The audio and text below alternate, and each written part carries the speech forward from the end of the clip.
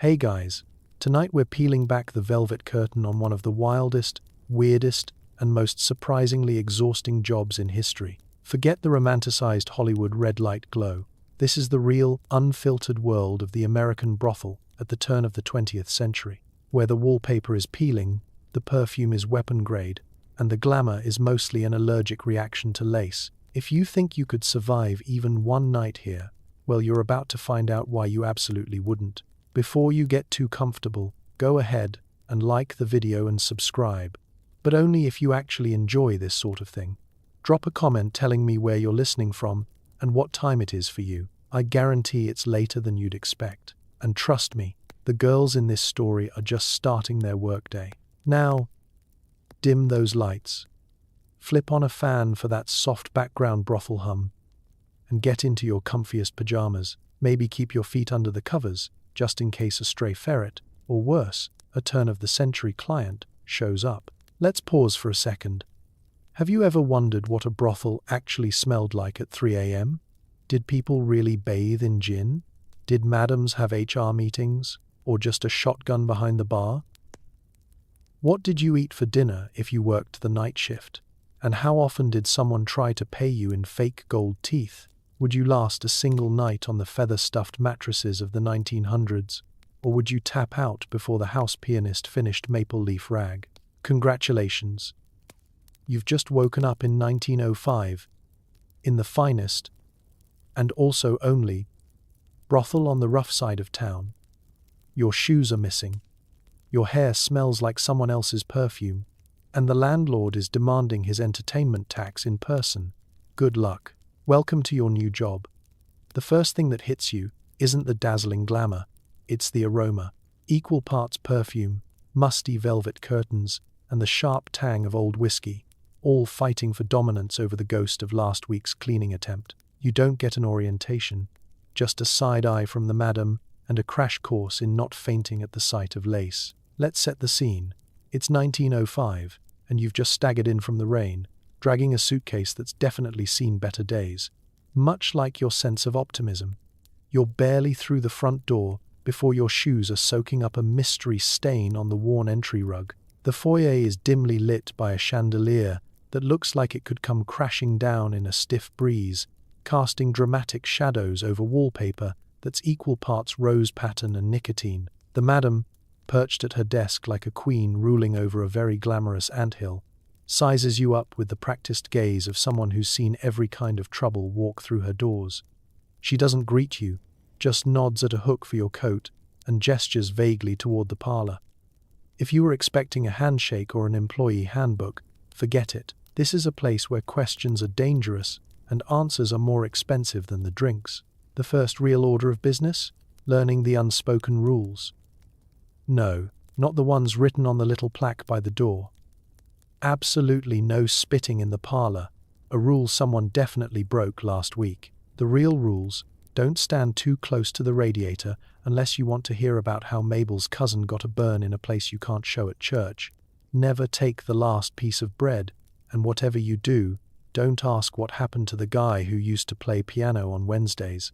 Your fellow employees watch your entrance from the parlor sofas, sizing you up with a mixture of curiosity, pity, and professional skepticism. It's a bit like being the new kid at a school, if that school had less algebra and a lot more rouge.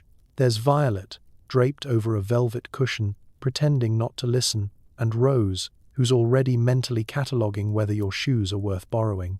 Small talk is treacherous terrain. Ask the wrong question, and you'll get an answer that leaves you wishing you'd stayed home and learned to type. If you want to freshen up, good luck. The powder room is a narrow closet with one cracked mirror and a sink that groans in protest every time it's used. The communal hairbrush sits on the windowsill like a warning from the ghost of ringworm future. There's a bottle of something labeled eau de toilette that smells suspiciously like gin, and if you ask where the towels are, you'll just get a hollow laugh and a suggestion to air dry. But it's not all doom and gloom, at least, not immediately. There's a sense of camaraderie, the kind that comes from knowing everyone here is a little bit stuck, a little bit stubborn, and a little bit hoping for better. Someone always cracks a joke when the lamp flickers, and there's a tradition of hiding a lucky coin under the parlor rug before each night shift. No one remembers why, but no one dares to skip it either. Outside, the city is bustling, carriages rattling over cobblestones, street vendors hawking peanuts, and somewhere a distant piano pounds out Maple Leaf Rag. But in here, time slows down. Every minute stretches as you wait for the house to fill, for the clients to arrive, for the madam to call your name with that special tone that means, "You're up, kid, don't mess it up."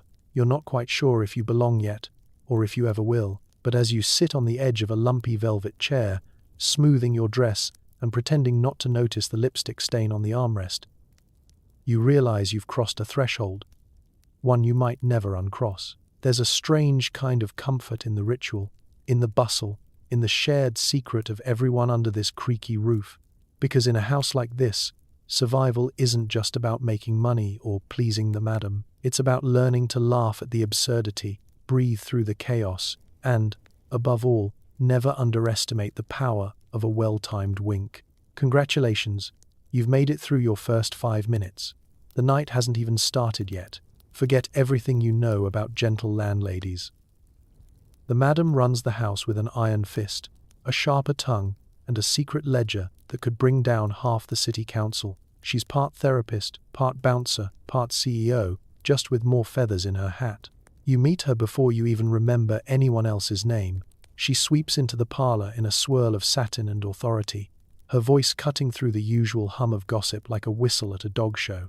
No one knows exactly how old she is, but everyone agrees she's old enough to remember the Great Fire and young enough to outpace a pickpocket in the alley. Her perfume arrives 5 seconds before she does, sweet, powdery, and faintly threatening. The madam is everywhere and nowhere all at once. 1 minute she's on the staircase, scanning the evening's clientele with a glance that could spot a counterfeit coin from 30 feet. The next, she's in the kitchen, berating the cook for burning the stew, or in the foyer, discreetly pocketing a police officer's inspection fee. She glides between rooms as if she's mastered teleportation, her skirts barely stirring the dust, but her presence always felt. Her office, if you can call it that, is a sanctuary of organized chaos. Velvet drapes, a battered desk stacked with ledgers, and a crystal decanter that's probably seen more secrets than the local priest. The door is always half open, inviting and intimidating in equal measure. Step inside without knocking, and you'll be greeted with a glare sharp enough to chip ice. But if you're called in, sit and keep your hands folded. You're about to get a lesson in negotiation, economics, and advanced emotional blackmail. The madam's ledger is legendary, a thick, leather-bound book that never leaves her side. Rumor has it, she writes in a code so complex, even the city's best safecrackers have given up. In its pages, debts owed, favors traded, and the names of regulars who'd prefer not to be regulars anywhere but here. If the house ever burned down, the madam could probably rebuild it overnight, with nothing but the threat of revealing what's inside. But don't mistake her ruthlessness for cruelty. The madam is equal parts enforcer and mother hen, and she knows every girl's story before you've even opened your mouth. She's patched up bruises, dried tears, and fixed more broken hearts than a team of therapists. She gives advice on everything from the best way to lace a corset to how to turn down a drunken banker without losing a tip. In private, her words are gruff but oddly comforting, a verbal slap on the wrist wrapped in a blanket. Her authority isn't just about rules, it's about survival. She's seen enough to know that every night brings new trouble, and her job is to make sure it never comes to rest in her parlor. She decides who gets in, who gets tossed out, and who gets one last chance. Her eyes miss nothing. The girl with a fake smile, the man with too much to drink, the lamp that's flickering dangerously, she's on it all before anyone else blinks. There's a code of loyalty in the house, and it starts and ends with the madam. Betray her trust, and you'll be packing your things before sunrise. Earn her respect, and you might just find a friend for life, or at least someone who'll slip you an extra coin on a bad night. The new girls test her patience. The old hands know better than to cross her. She remembers every favor and every slight, cataloging them like rare stamps. Outside these walls, she's a myth, whispered about in bars, both admired and feared. Some say she once ran a gambling den for riverboat captains. Others claim she dated a mayor, outdrank a boxing champ, and talked a judge out of jail time with nothing but a look. The stories aren't all true, but the best ones probably are. So the next time you see the madam gliding across the floor, hat tilted, lips pursed, ledger tucked close, remember, she's the real reason this house runs. Everyone else is just playing catch-up, and if you're smart, you'll stay on her good side. If not, well, good luck finding a reference for your next job. In a world of velvet curtains and secrets, she's the one holding the key and the receipts. You're not alone here. There's Rose with the tragic backstory, allegedly, Violet, who claims she dated a senator, and Mabel, who's been 23 for the last 10 years. The house is part sorority, part competitive reality show, with gossip that travels faster than the morning milk delivery. Let's introduce the lineup. Rose is usually the first one to greet you, which means she's the first to check out your shoes, your hair, and whether you might become competition for her favorite client. According to Rose, she's descended from French aristocracy and was orphaned after a mysterious fire. Though, if you listen to Violet, Rose's fire was probably just a burnt biscuit in Topeka. Still, she spins her tales with such sincerity that you almost believe them, until you notice her Kansas accent sneaking out every time she's had too much cider. Violet, meanwhile, is the house's self-declared expert on gentleman callers. She'll tell you she once dated a senator, a railroad tycoon, and the king of some country no one can find on a map. Whether or not any of it's true doesn't matter. Violet's confidence is ironclad, her eyeliner sharper than most pocket knives, and her advice is usually as reliable as a three-legged horse. But if you need someone to teach you how to smile without actually promising anything, Violet's your girl. And then there's Mabel, who is and always will be 23.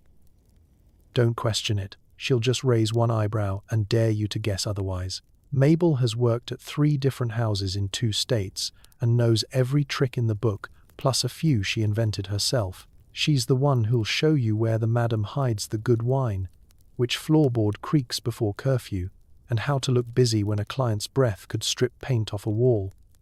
Her stories get wilder every year, but her poker face never cracks. The rest of the roster changes as often as the parlor curtains. There's always at least one girl just passing through, who turns out to have been here for 6 months and counting. Someone else is saving up to go to medical school, or so she says, while another is secretly supporting half her extended family on the tips she makes from a married banker with a weakness for red hair. You'll find a wide-eyed newbie every few weeks, fresh off the train and still clutching her suitcase like it might sprout legs and run. Working together is a mix of teamwork and tactical sabotage. The girls will help you patch a torn stocking, cover for you during an awkward encounter, and even share the last bite of cake on someone's birthday. But they'll also forget to mention that a certain client is a notorious cheapskate, or accidentally borrow your only good hairpin when the mayor comes calling. Compliments are real, but so are the rivalries. After all, every tip counts, and every favorite client is up for grabs. Gossip is the house's true currency. Secrets float through the parlor like cigarette smoke, and by midnight, everyone knows who snuck out early, who's got a new beau, and who got caught singing off-key in the bath. If you have a secret, guard it like gold. If you hear a secret, congratulations, you've just inherited 3 new enemies and 1 unlikely friend. Still, for all the drama, it's not just competition. There's a strange sisterhood here, forged by shared late-night confessions, endless card games, and the simple comfort of not being the only one up at 2 a.m. when the piano player gets sentimental. Sometimes, when the night is slow and everyone's too tired for sniping, you'll find the girls together in the kitchen, feet up, faces washed, swapping stories about dreams, regrets, and the places they'd rather be. Because in this house, everyone's got a story. Some are true, most are improved, and a few are so outrageous they're probably real. These are your co-workers, your rivals, your unlikely friends. You may not always trust them with your secrets, but on the long, wild nights, they're the ones who make survival possible, and who'll still be there in the morning, waiting with a fresh pot of coffee and the latest scandal. Your shift starts with a mad dash for the communal mirror. Powder, rouge, and borrowed corsets are everywhere. You're expected to look like a magazine ad, even though the lighting would flatter a potato and the makeup smells vaguely of mothballs. Picture this. The dressing room is really just the end of a hallway with a chipped vanity and a single cracked mirror, propped up by last week's scandal sheets and the ghost of good intentions. There's only one electric bulb, and it flickers with the exhausted resignation of a coal miner at the end of a double shift. You squeeze in, elbow to elbow with 3 other women, all vying for space, powder, and the last hairpin that doesn't look like it's been used to pick a lock. The air is a cloud of talcum, cheap perfume, and last-minute panic. Someone is swearing softly as she tries to untangle her hair from a comb that should have been thrown out during the previous president's administration. Mabel is lacing up a corset for Violet, pulling the ribbons with the gentle touch of someone trying to strangle a boa constrictor. Every few seconds, someone shouts, "Who took my petticoat?" And the answer is always Rose, even when she's not in the room. Getting dressed is less like a beauty routine and more like preparing for medieval battle. You wriggle into a corset that promises to give you the perfect figure, as long as your definition of perfect is being unable to take a full breath before midnight. Next comes the stockings, which catch on everything from hangnails to bad luck, and a skirt so heavy it could double as body armor in a bar fight. By the time you've managed to wrangle everything into place, you've burned more calories than the average turn of the century gym class. The makeup situation? Imagine trying to create glamour with products that have questionable origins. The rouge comes in a little tin that probably once held cough drops, and the powder is just fine enough to make you sneeze, but not fine enough to hide the fact you've slept a total of 6 hours in 2 days. Lipstick is shared, because of course it is, and if you ask where it came from, everyone pretends they didn't hear you. The end result is a look best described as early circus, late night. If you're new, nobody warns you about the hazards of borrowed beauty. You'll borrow a comb and find yourself itching for a week, or swipe a bit of cold cream and discover it's actually someone's leftover mashed potatoes in a jar. Still, everyone shares because in this house, solidarity is forged over eyeliner mishaps and existential dread. Someone's always got a beauty tip passed down from a grandmother who swore by raw potatoes and prayer, neither of which do anything for eye bags but both are given with love. And then there's the hair. Curls are hot iron fried with a gadget that was last inspected when Rutherford B. Hayes was president. If the curls come out even on both sides, it's a minor miracle. There's always the faint scent of singed hair in the air, a reminder that glamour, here, is built on a foundation of hope and flammable pomade. As you finish, there's a moment of camaraderie, a chorus of sighs, groans, and last-minute pep talks. Mabel pins a lucky brooch to your dress. Violet gives your cheeks a final dusting of powder with the gentleness of a prizefighter. Someone slips a peppermint into your pocket for nerves, which is code for to mask the aftertaste of cheap gin. Final check, posture, pout, and pray the seams hold. You all line up for the madam's once-over, the closest thing to a red carpet moment you'll ever get in a house that smells like lilac and Lysol.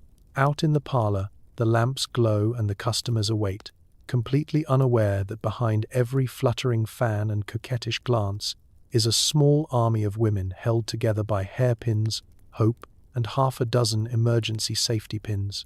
And as you take that last deep breath before the night begins, you remind yourself, in this house, glamour isn't about being flawless. It's about making it look easy, when the truth is, it's anything but. If you think Spanx are uncomfortable, try wrestling yourself into a steel-boned corset after a 12-hour shift. Every breath is a negotiation. Whoever invented this garment was definitely not wearing one. Let's talk about the true enemy of comfort and dignity in a 1900s brothel, the corset. It sits on your bed like a challenge, glinting in the lamplight, all laces and tiny metal hooks. Someone, probably a sadist with a tape measure, decided that the ideal woman should have a waist roughly the size of a pickle jar. So you step up, determined to prove you can shrink yourself into the shape of an hourglass, even if your body is more broken egg timer by this point in the night. First, you exhale completely. That's the trick. You have to start from zero and just hope you don't need to inhale again until sunrise. Then, with help from a roommate or, if you're unlucky, the closest stranger, you start the complicated process of fastening every hook and threading every lace. It's less like getting dressed and more like preparing for a medieval siege. The laces tighten in increments, each pull accompanied by a chorus of grunts, nervous giggles, and the occasional shout of, "Is this supposed to feel like this?" You stand very still as someone behind you cinches, tugs, and ties, turning your midsection into something resembling an overstuffed sausage. At this point, you're questioning all your life choices, including that one time you thought shoes with buttons were a good idea. Rose, the house expert on all things fashionable, assures you this is how real ladies do it. Meanwhile, your ribs are starting to count down to mutiny. Once the corset is on, standing is mandatory. Sitting down requires advanced geometry, and bending over is a fond memory from your corset-free youth. You quickly learn to drop things less frequently, because picking up a fallen hairpin becomes an Olympic sport, requiring courage, flexibility, and the ability to keep your gasps to a whisper. If you've ever wondered why Victorian and Edwardian ladies fainted so much, now you know. There's simply not enough oxygen to go around. Breathing isn't the only casualty. Eating becomes a strategic operation. Meals are timed around corset breaks, and dinner is best described as a light snack followed by deep regret. God help you if someone brings out stew and you forget yourself, one extra spoonful and suddenly you're threatening the integrity of every stitch. The house tradition of keeping peppermints in every pocket isn't for fresh breath. It's a survival tactic for those nights when chewing is as much as your stomach can handle. The pain is equal opportunity. Every woman has her own corset story. Violet, ever the dramatist, claims her waist once measured 17 inches, if you didn't count the bandages. Mabel swears she can lace herself in under 3 minutes, but you notice she always disappears behind the curtain for at least 5. You bond with your co-workers over shared agony, trading tips. How to wiggle out without dislocating anything, which way to loosen the knots with one hand, and the best way to hide a fainting spell from the madam. It's not just physical torture, it's psychological warfare. The corset is a reminder that appearance trumps comfort, that a proper figure is worth a few bruised ribs, and a lingering suspicion that you were taller yesterday. Every woman in the house knows the drill. Smile, stand tall, and never let on that you're pretty sure your liver has been relocated to somewhere behind your left knee. Despite it all, you start to see the humor.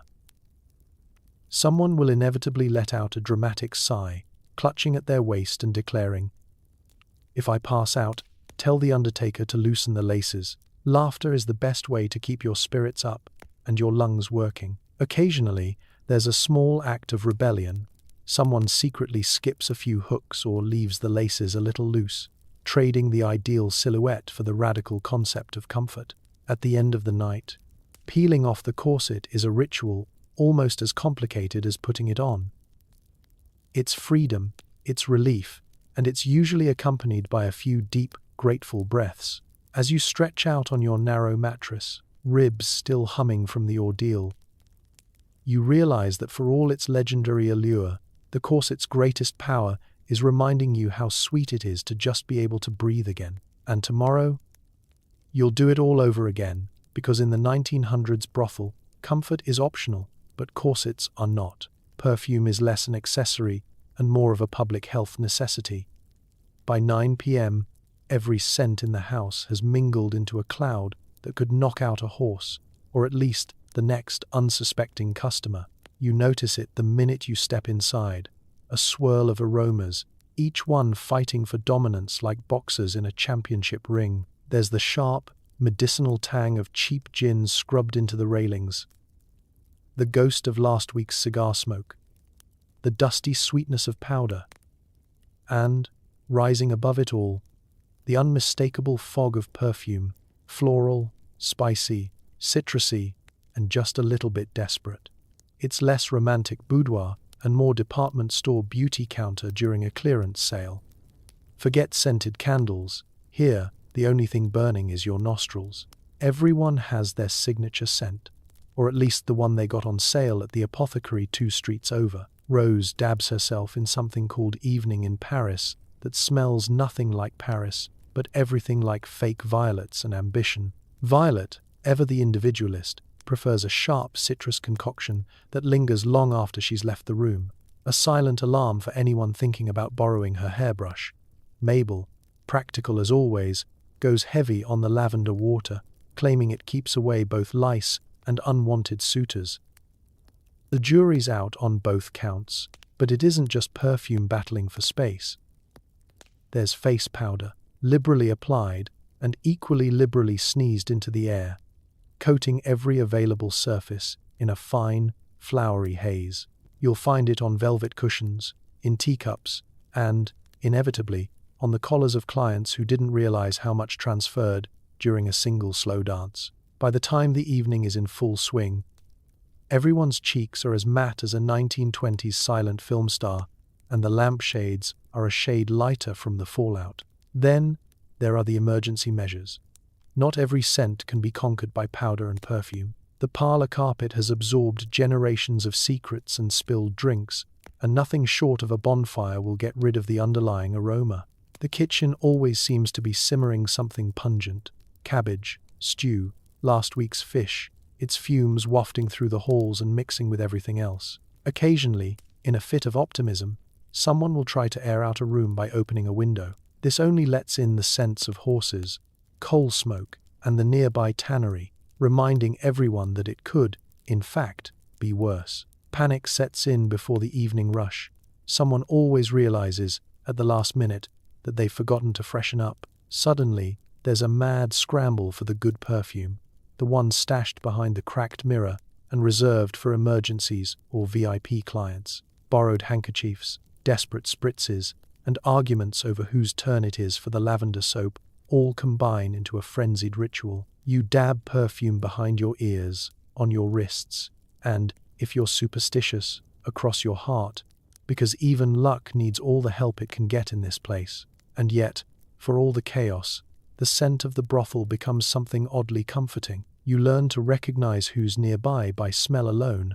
A whiff of powder means rose, lemon soap signals violet, and that odd mix of coffee and peppermint? That's the madam, lurking and ready to critique your perfume choices. There's camaraderie in the way the girls share their last drops of rosewater or band together to track down whoever left a jar of camphor open again. It isn't all glamour. Some nights, you're so exhausted, you fall asleep still reeking of powder and whatever perfume you could find. Other nights, you wonder if you'll ever scrub the brothel's scent from your hair, but over time, you discover it's a badge of survival, a way of saying, I made it through another shift, another parade of personalities, another round of powder and panic. Because in this house, you don't just wear perfume, you wear experience. And that, in its own strange way, becomes the most powerful scent of all. You're perched on a velvet couch that's seen better centuries, making small talk with clients and bigger talk with your co-workers. The parlor is a theater, a negotiation room, and a battleground for tips, all in the same 10 minutes. Let's set the scene. The lamps are dim, the curtains drawn just enough to keep the outside world guessing, and the wallpaper curls at the edges like it's listening in on your secrets. Every piece of furniture has a history, some of it scandalous, some just sticky. The couch you're sitting on sags in the middle and puffs up a tiny cloud of mystery dust every time someone stands up, which means no one is standing up unless they absolutely have to. Clients come and go, each bringing their own brand of awkward energy. Some are shy and stare at their shoes. Others try too hard to be charming and end up just sweaty. There's always the regular who insists he's just here for the company, and the nervous first-timer who clings to his hat like it's the last life preserver on the Titanic. You develop a sixth sense for who wants to talk, who wants to drink, and who just wants to stare at the wallpaper until it stares back. Small talk in the parlor is an Olympic sport. You learn to glide through conversations about the weather, the mayor's latest scandal, and the state of the city's trolley system, all without actually revealing anything about yourself. Clients love to talk about their lives, their wives, their business schemes, especially after a glass of cheap whiskey. You smile, you nod, you listen like you're taking notes, and you slip in a clever joke when you can. If you're lucky, your joke lands. If not, you just hope the piano drowns out the awkward silence. Meanwhile, the real conversations are happening between the girls. Across the parlor, Rose is signaling to Violet with a series of eyebrow lifts and not-so-subtle hand gestures.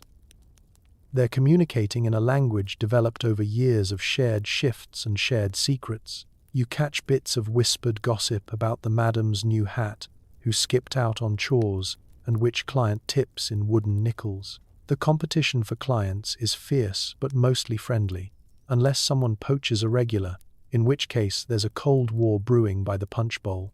The parlor is also a negotiation room. Nothing is set in stone. Every smile, every laugh, every compliment is part of a carefully choreographed dance designed to keep clients happy and wallets open. Prices are discussed with the subtlety of a card shark. Never too direct, never too coy. You get good at reading body language, at knowing when someone's ready to splurge and when someone's trying to haggle you down to a handshake and a free drink. Tips are the currency of survival. A good night can mean a few extra coins slipped into your palm, or a client quietly paying your way out of towel duty for a week. A bad night? You're lucky if you get a compliment and a promise to come back next payday. You learn to smile through disappointment, to let rejection slide off your freshly powdered shoulders, and to celebrate every victory, no matter how small. When someone gets a big tip, it's quietly celebrated in the kitchen later with stolen cake or the last slice of pie. All the while, the parlor hums with tension and anticipation. Every time the door opens, everyone pauses for half a second. Who's coming in? A new face? A familiar one? Or trouble? In a bowler hat. The madam's heels click across the floor like a warning bell, and you straighten your posture automatically. It's all about being ready. Ready to greet, to laugh, to deflect, or, if need be, to slip quietly out of the way. As the hours crawl by, you find yourself sinking a little deeper into the velvet. The parlor is both stage and sanctuary, a place where nothing is quite as it seems and everyone's just waiting for the next act. In this house, you never know if the night will end in laughter, tears, or a sprint for the back door.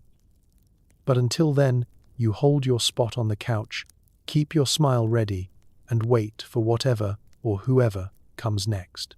The real test of survival isn't the work, it's the guests. From nervous bachelors to high-rolling politicians and cowboys who haven't seen a bathtub since the Spanish-American War, every night is a personality test you're destined to fail. Let's start with the regulars, the backbone of the brothel economy, and the main reason you keep a bottle of headache powder in your nightstand.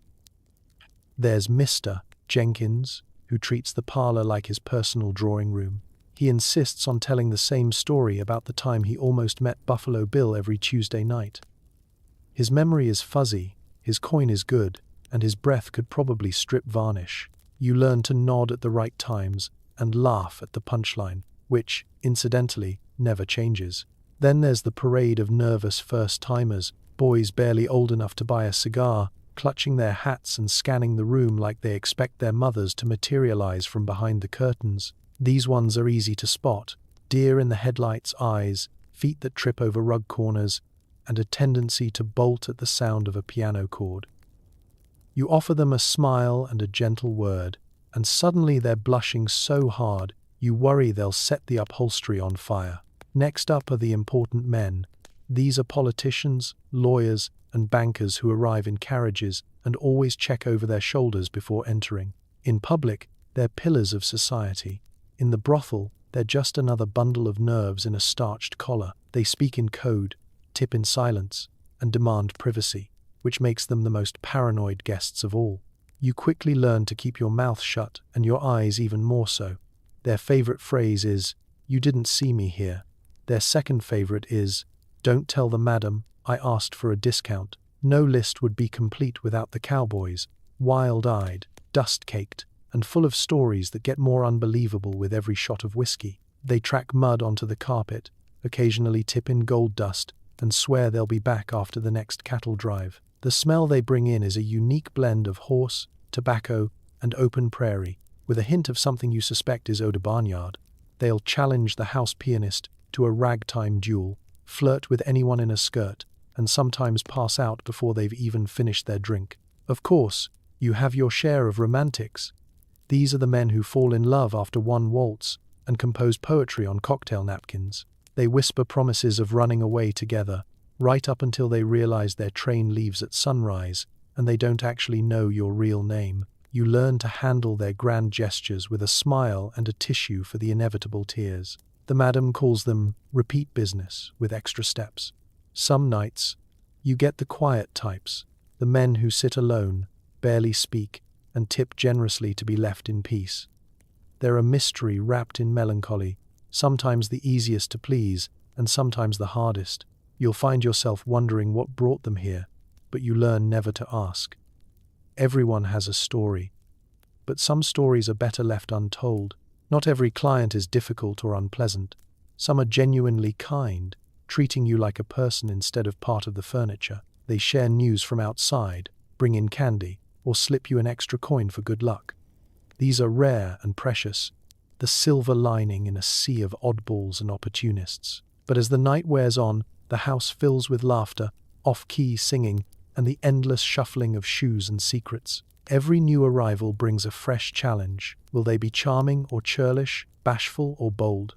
The only certainty is that you'll need quick wit, patience, and, occasionally, the ability to disappear behind a velvet curtain with record speed. By the end of your shift, you've met half a dozen characters you'll never forget, and hope never to see again.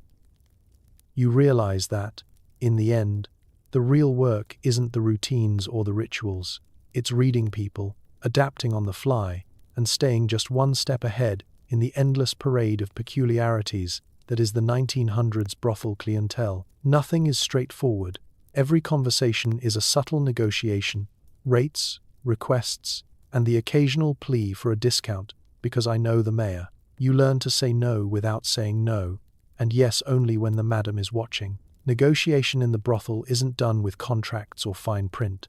It's all nods, whispers, and the gentle art of letting someone down without bruising their ego, or at least not bruising it more than absolutely necessary.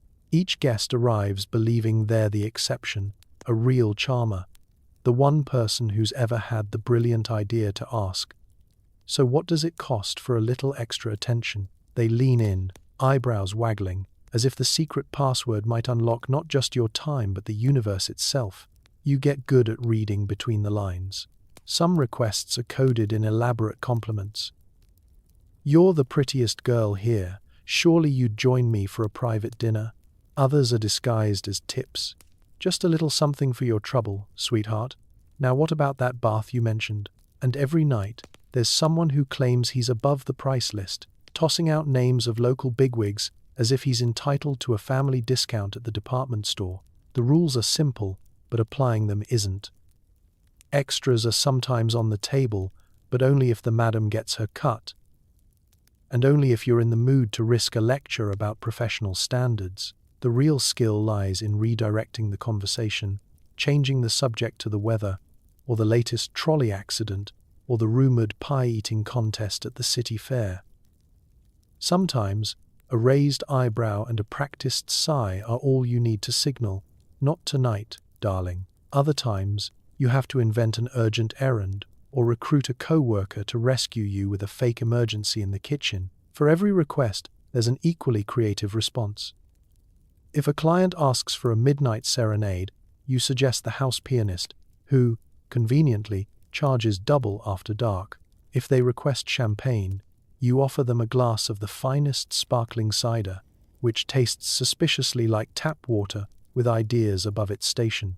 When a customer requests something truly wild, say, a private poetry reading or a fortune-telling session, you improvise, digging out the dusty deck of cards or reciting lines from the house's well-thumbed dime novels. Sometimes, the extras are harmless. Sometimes, they're just hilarious. You'll never forget the night a banker tried to pay extra to pet the house cat, or the time a cowboy wanted someone to braid his beard for luck. But then there are the requests that push boundaries, The ones that leave you reaching for your politest, "I'm afraid that's not possible," and, if need be, the backup glare you save for real emergencies. You walk a fine line. Firm, but never rude. Assertive, but never inviting trouble.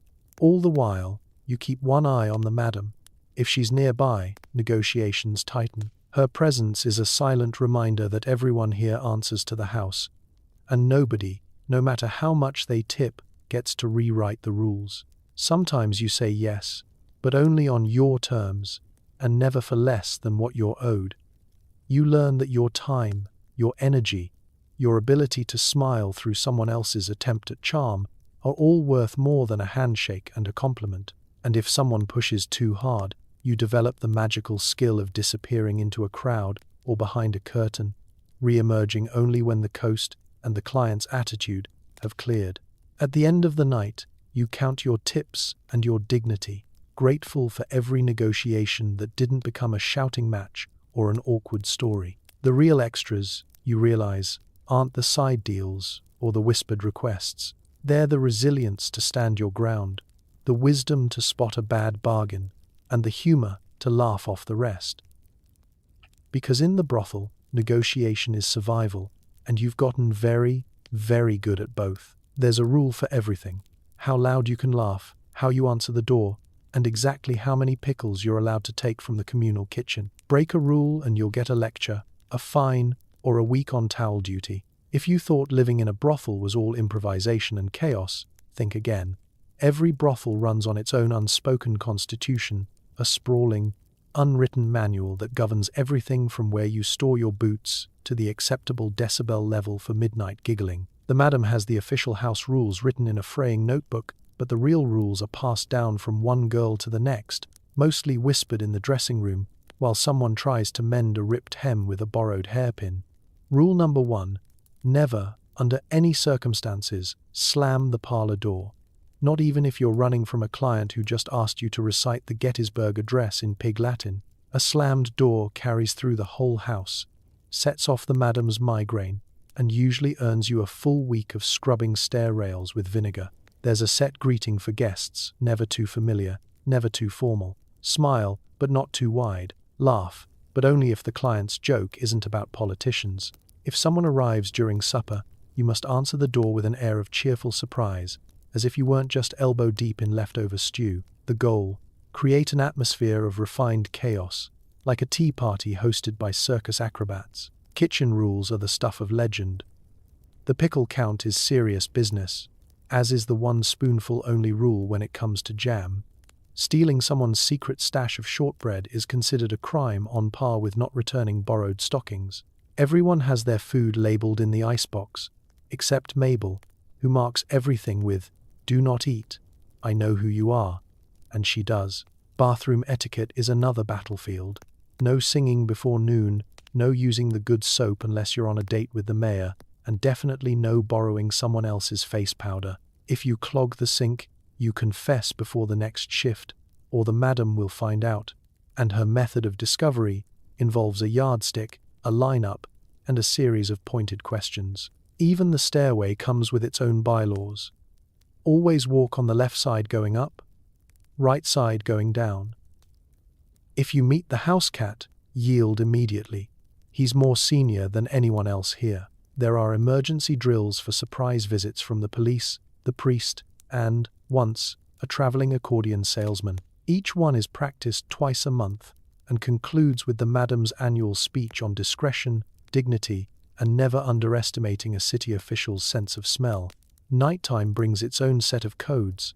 The lamps are dimmed at 10, even if the party's still going, and you never, ever leave the back door unlocked. Whispering after midnight is allowed only if you're talking about someone who's present, which is a polite way of keeping gossip under control. No running in the halls unless you're escaping an amorous client, in which case, the madam expects you to be graceful but speedy. If you break a rule, the punishment isn't always what you expect.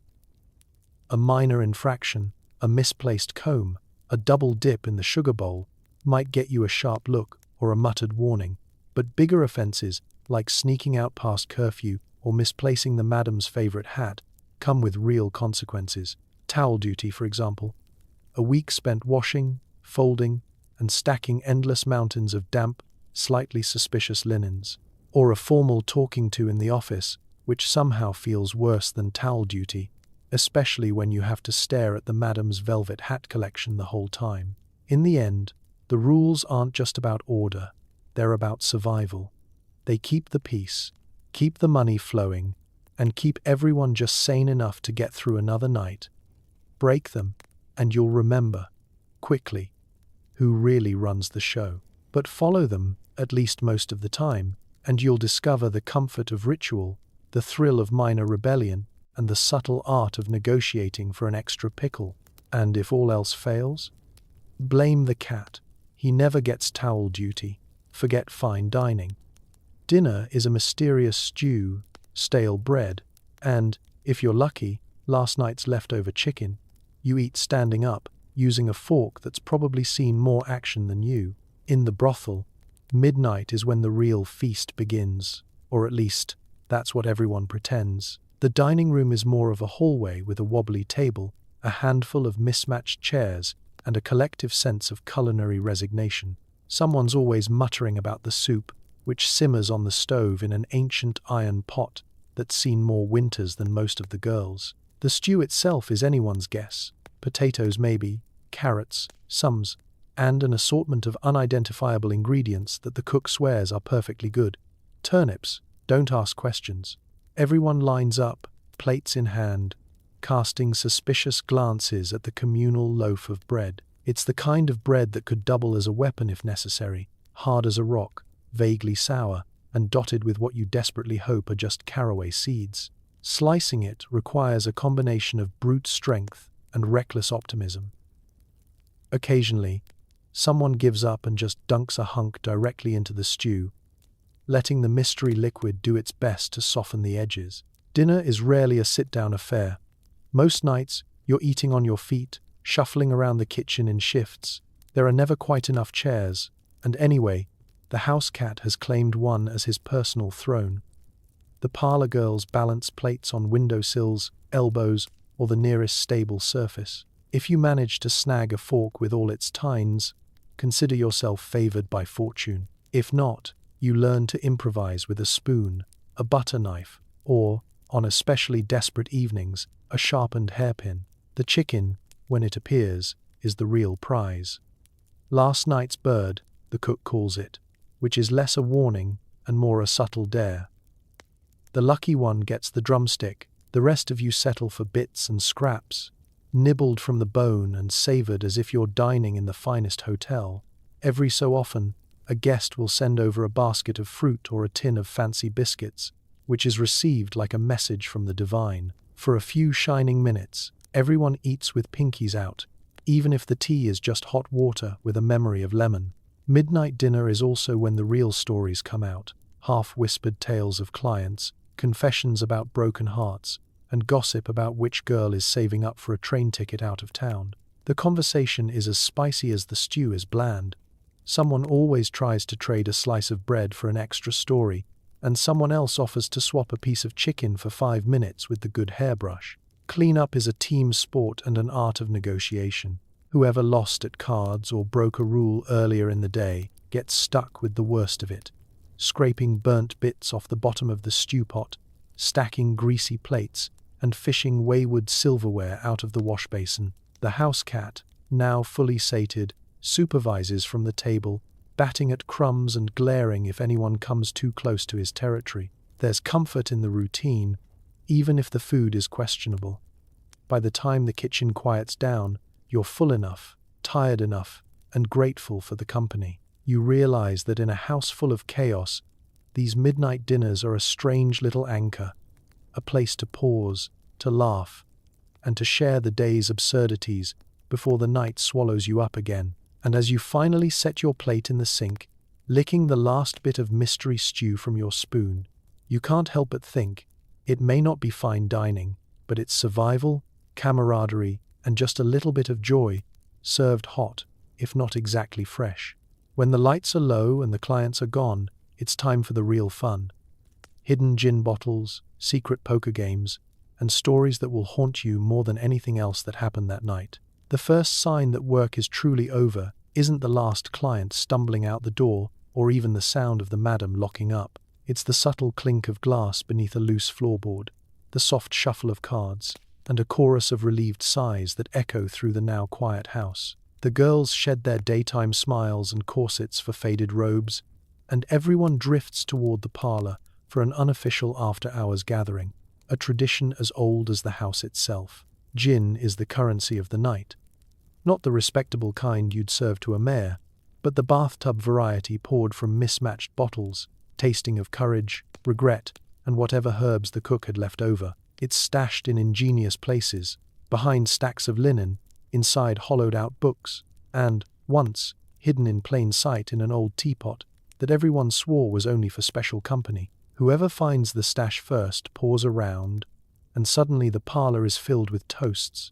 To survival, to payday, to the day the city inspector trips on the front step. Cards come out next, their corners soft from 1,000 hands. Poker is the game of choice, but every house invents its own rules, tweaked to favor whoever's been on a losing streak. Bets are made in coins, buttons, IOUs, or occasionally chores. Raise you 2 towels and a week of dusting the piano. Mabel has a reputation as a card shark. She claims to have learned from a steamboat captain on the Mississippi, but it's just as likely she picked it up, fleecing traveling salesmen in the boarding house days. Rose is the worst bluffer, unable to keep a straight face, while Violet seems to win just by sheer audacity and a suspicious amount of luck. Laughter rings out, louder and freer now, with no need to impress or charm anyone but each other. This is when the confessions spill, embarrassing stories from the week, tales of disastrous first kisses. The madam's legendary meltdown over a missing lace curtain. Someone always claims they're quitting gin after tonight, and someone else will inevitably suggest switching to something fancier, which means swapping to the mysterious bottle labeled rum that's been gathering dust in the pantry since the World's Fair. But as the hour creeps past midnight, the conversation always takes a turn. The air grows softer, and the laughter gets quieter. This is when the ghost stories begin. Every brothel has its legends. The shadowy woman seen in the hall after 2 a.m., the piano that plays itself, the cold spot in the stairwell where old Maggie is said to whisper advice to the unlucky. Some say the house is haunted by a former madam, still checking on her girls long after her time. Others swear the true ghosts are just the memories, echoes of laughter, whispered secrets, and the dreams that drift through the walls. Everyone contributes a tale, embellishing for dramatic effect. The lights are turned down low, and for a moment, it's easy to believe in spirits, curses, and fortunes told in gin bottle reflections. Even the house cat seems on edge, staring at empty corners like he knows something you don't. Yet the vices and stories are more than escape, they're survival tools. They knit the house together, helping everyone forget about sore feet, missed tips, and the unrelenting grind. Here, in the hush after midnight, bonds are forged over cheap gin and tall tales.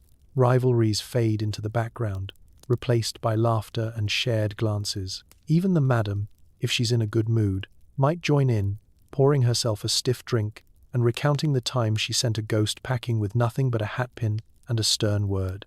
As the clock ticks toward dawn, bottles are tucked away, cards are gathered, and stories are left unfinished, until tomorrow night.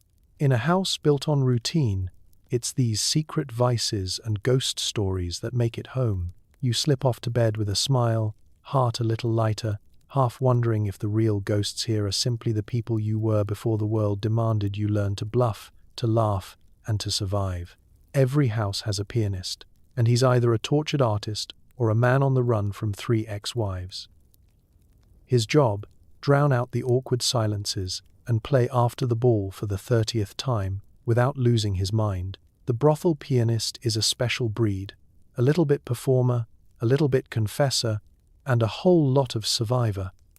His name is always something showy, like Silas, Eugene, or Professor Ray. But no one's quite sure if that's his real name, or just the one he gave the police. He arrives early, trailing cigarette smoke and sheet music, and takes his seat at the battered upright in the parlor, adjusting his bow tie with a resigned sigh. The piano itself is a monument to hard living.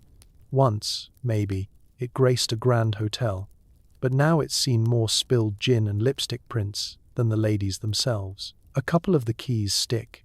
The soft pedal only works on alternate Tuesdays, and there's a persistent squeak somewhere in the high register that sounds suspiciously like the house cat.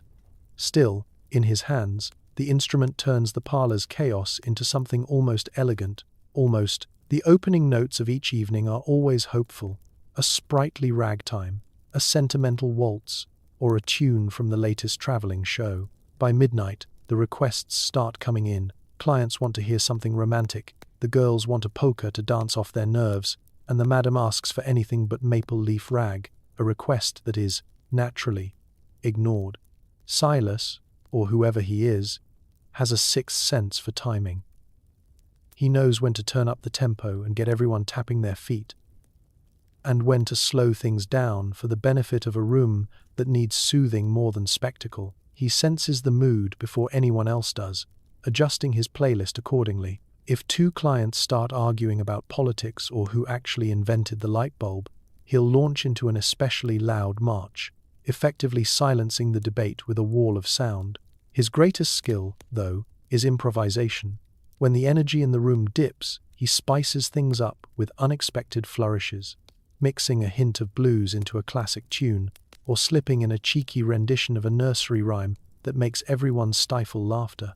If someone stumbles over to request a song he doesn't know, he'll nod solemnly, play something vaguely similar, and everyone's too tipsy to notice the difference. But the pianist is more than just background music. He's a living, breathing mood ring for the house. He catches snippets of conversation, secrets whispered between dances, and all the parlor drama unfolding just behind his back. Sometimes, a girl will sit beside him during a quiet moment, pouring out her troubles in exchange for a minor chord and a sympathetic ear. He listens, nods, and keeps the music flowing, never missing a beat. Of course, the job isn't without its hazards. He's the first to see a brawl coming. Clients get rowdy, tempers flare, and Silas will seamlessly transition from beautiful dreamer to a thunderous, distracting march to give the madam time to restore order. Once, when a rival house sent over a drunken would-be saboteur, the pianist drowned out the commotion with a pounding rag that had everyone convinced it was all part of the show. After hours, when the guests have gone and the girls trade stories over gin and leftover stew, the pianist keeps playing, a lullaby for tired souls. Sometimes he plays for himself, something wistful and a little sad, and if you listen closely, you'll hear all the dreams and disappointments in each note. Even the house cat seems to appreciate it, curling up under the piano bench, purring along in time. Because in a house where everyone's performing, the pianist's music is the one constant, a thread of melody tying together laughter, heartbreak, and hope. So, as the night stretches on, the parlor bathed in golden lamplight, the keys keep moving, and the story plays on one bittersweet, beautiful note at a time. At least once a week, a nervous city doctor comes to check everyone for morals and maladies. It's less medicine, more awkward small talk, and a terrifyingly cold stethoscope. The girls always know when inspection night is coming, even before the madam's official announcement. There's a peculiar hush that falls over the house as the usual routines are paused for frantic tidying, nervous fidgeting, and just a little extra powder applied to cheeks and chins. Not that anyone expects a beauty contest, but somehow, you want to look your best for the city's most anxious physician, who has all the bedside manner of a startled rabbit and the handshake to match. The doctor's arrival is always an event.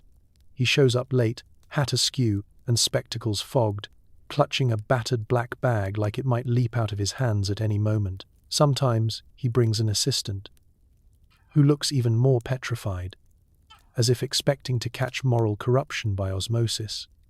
The madam greets him at the door, clipboard in hand, tone somewhere between welcome and don't you dare make this take longer than it needs to. The waiting begins in the parlor, with everyone perched on the velvet sofas, trading anxious glances and half-hearted jokes. The parlor, for once, is quiet. No piano, no laughter, just the sound of a clock ticking and a distant cat snoring. Someone whispers a rumor that the doctor once fainted at the sight of a petticoat. Mabel swears he's secretly in love with Violet, which sends a ripple of suppressed giggles through the group. The examination itself is a masterpiece of Victorian awkwardness. One by one, each girl is called into the office, where the doctor sits behind a desk littered with forms and the world's oldest thermometer. His questions are predictably vague. Any cough? Any headaches? Any sudden urge to read poetry in the rain? He checks pulses, peers at throats, and, with the gravest of expressions, taps knees with a reflex hammer that looks suspiciously homemade. And then comes the dreaded stethoscope, ice cold, as if stored in the Arctic for maximum discomfort. No matter how warm the room, the moment that metal disc touches your skin, you forget every client, every complaint, and just try not to yelp.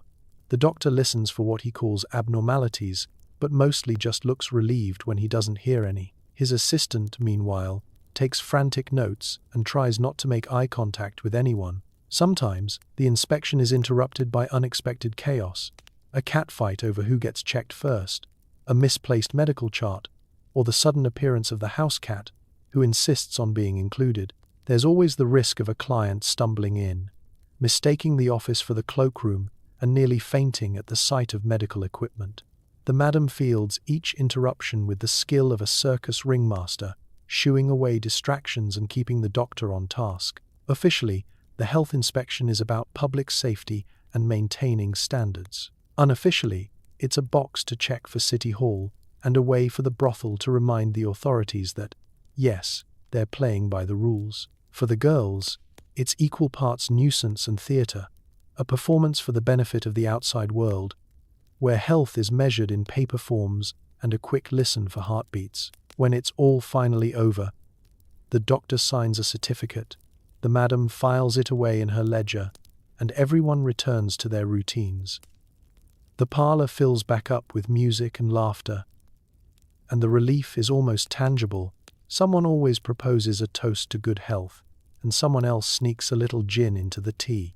And as the door clicks shut behind the city doctor, the girls share one last collective sigh, a mixture of amusement, exasperation, and gratitude that, in this house, health is mostly about surviving another week of morals, maladies, and midnight inspections. Stockings rip, buttons fly off, and the only tailor on staff is whoever can thread a needle after 2 glasses of wine. Wardrobe malfunctions are solved with ingenuity, desperation, and sometimes safety pins borrowed from the madam's hat. Welcome to the backstage reality of brothel glamour, a daily parade of torn seams, missing ribbons, and the kind of sartorial emergencies that would send a Parisian seamstress into fits. Getting dressed may be a ritual, but staying dressed? That's a full-contact sport. Your evening begins in high style, silk, lace, feathers, until, 10 minutes into the parlour's chaos, the first disaster strikes. Stockings, in particular, are the house's most fragile commodity.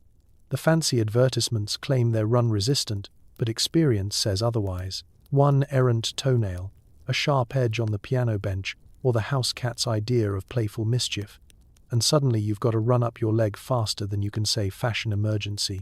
You try to hide it with creative crossing of legs, a strategically placed fan, or, on the worst nights, a bit of eyebrow pencil drawn directly on the skin. Buttons, too, have their own agenda.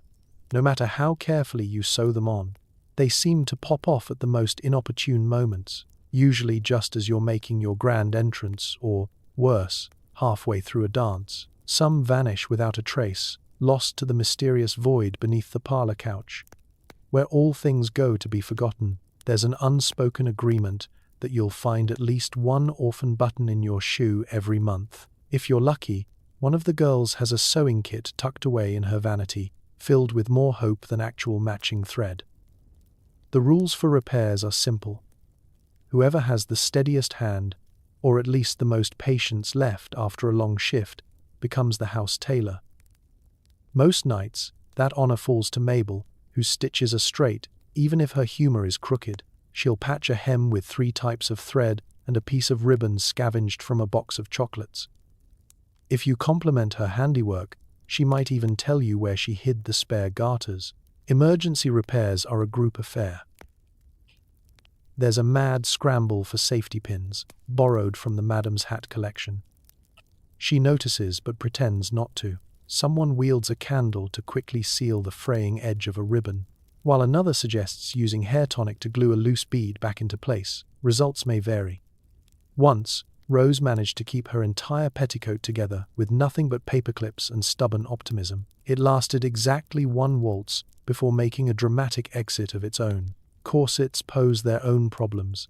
Laces snap, hooks bend, and the whole contraption seems to shrink by the hour. You learn to improvise, replacing a missing eyelet with a borrowed earring, or retying the ribbons in a way that would horrify any respectable milliner.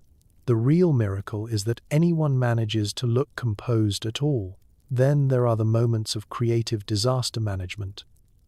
Need to hide a stain, layer on an extra sash, and claim it's the Parisian style. Lost a shoe strap. Time to invent a new way to waltz, very carefully. The truly bold accessorize their outfit with a flower plucked from the vase in the parlor, or, when desperation calls, a feather borrowed from the house mascot. The less said about that, the better. By the end of the night, your outfit is a patchwork record of the evening's adventures, a secret history written in loose threads, clever repairs, and hidden pins.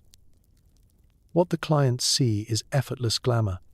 What the girls know is that true style is just a heartbeat away from total collapse. But there's comfort in the chaos. Each wardrobe malfunction is met with laughter, teamwork, and the kind of camaraderie only born out of shared disaster.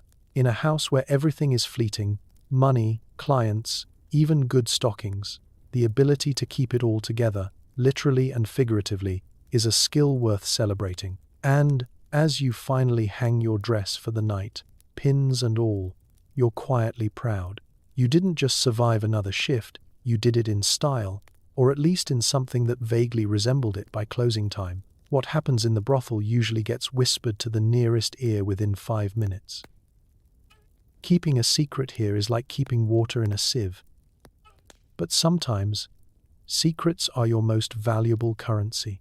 The house is a living, breathing rumor mill. Walls thinner than your last stocking, and voices that carry farther than the city's morning church bells. You learn quickly that nothing, and I mean nothing, is ever truly private. Every confession, every love letter, every slip of the tongue made after a glass of midnight gin will, by dawn, have circled the parlor twice and picked up extra details for good measure. There's no such thing as off the record, not in a place where the only thing thicker than the perfume is the tension in the dressing room. It starts innocently enough. Someone comes home later than usual, someone else gets a mysterious package, or a client leaves a note in the mailbox instead of the usual tip. By the time the breakfast bread is sliced, the house has already constructed 3 different stories, one tragic, one romantic, and one so wildly imaginative that even the house cat refuses to believe it. You can't sneeze without half the girls speculating on whether you've caught more than a cold. Of course, not all secrets are equal. The everyday gossip is just social glue. Who's got a crush on the pianist? Who borrowed whose rouge? Which client left in a hurry? And why? The bigger secrets, the ones with real power, are guarded more fiercely, whispered only behind closed doors, or passed along as favors in moments of desperation. Everyone keeps a mental ledger. What you know, what you suspect, and what you absolutely must never let slip. Sometimes, secrets are a shield. A well-timed rumor can save you from the madam's wrath, or nudge a rival out of favor, at least for the week. It's not exactly blackmail, more like strategic storytelling. Everyone knows who skipped towel duty last Tuesday, but only Violet knows why. And Mabel, well, she knows things that haven't even happened yet. Rose, for her part, claims she's got a letter from a city councilman, just in case. No one's seen it, but everyone believes her. Secrets have their own value, traded like coins. Need a night off? Offer to reveal who's been eating the jam straight from the jar. Want to avoid singing at tomorrow's client party? Drop a hint about what really happened to the madam's favorite hat. Sometimes, a well-placed bit of information can get you out of trouble faster than a good excuse. But there's a darker side too. Some secrets are heavier than others. Every so often, you stumble on something you wish you hadn't. letters from home hidden under a mattress, quiet tears in the hallway, stories that don't fit the carefully crafted personas of laughter and glamour. You learn to tread carefully, to offer sympathy without pressing, and to keep someone else's pain tucked safely away, at least until they're ready to share.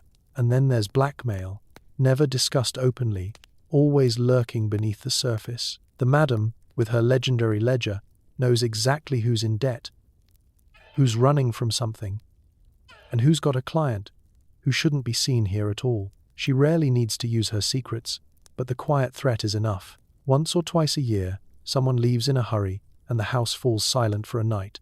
Everyone reminded that in this business, trust is rationed like sugar. Even so, there's a certain comfort in the chaos. For every secret weaponized, there are twice as many shared in confidence, over midnight tea, or during those rare moments of honesty that only happen when the lamps are low and everyone's too tired to pretend. In a world that thrives on illusion, it's the whispered truths, the genuine, unguarded moments that knit the house together. And so you learn to navigate the maze, knowing when to listen, when to speak, and when to keep your mouth shut.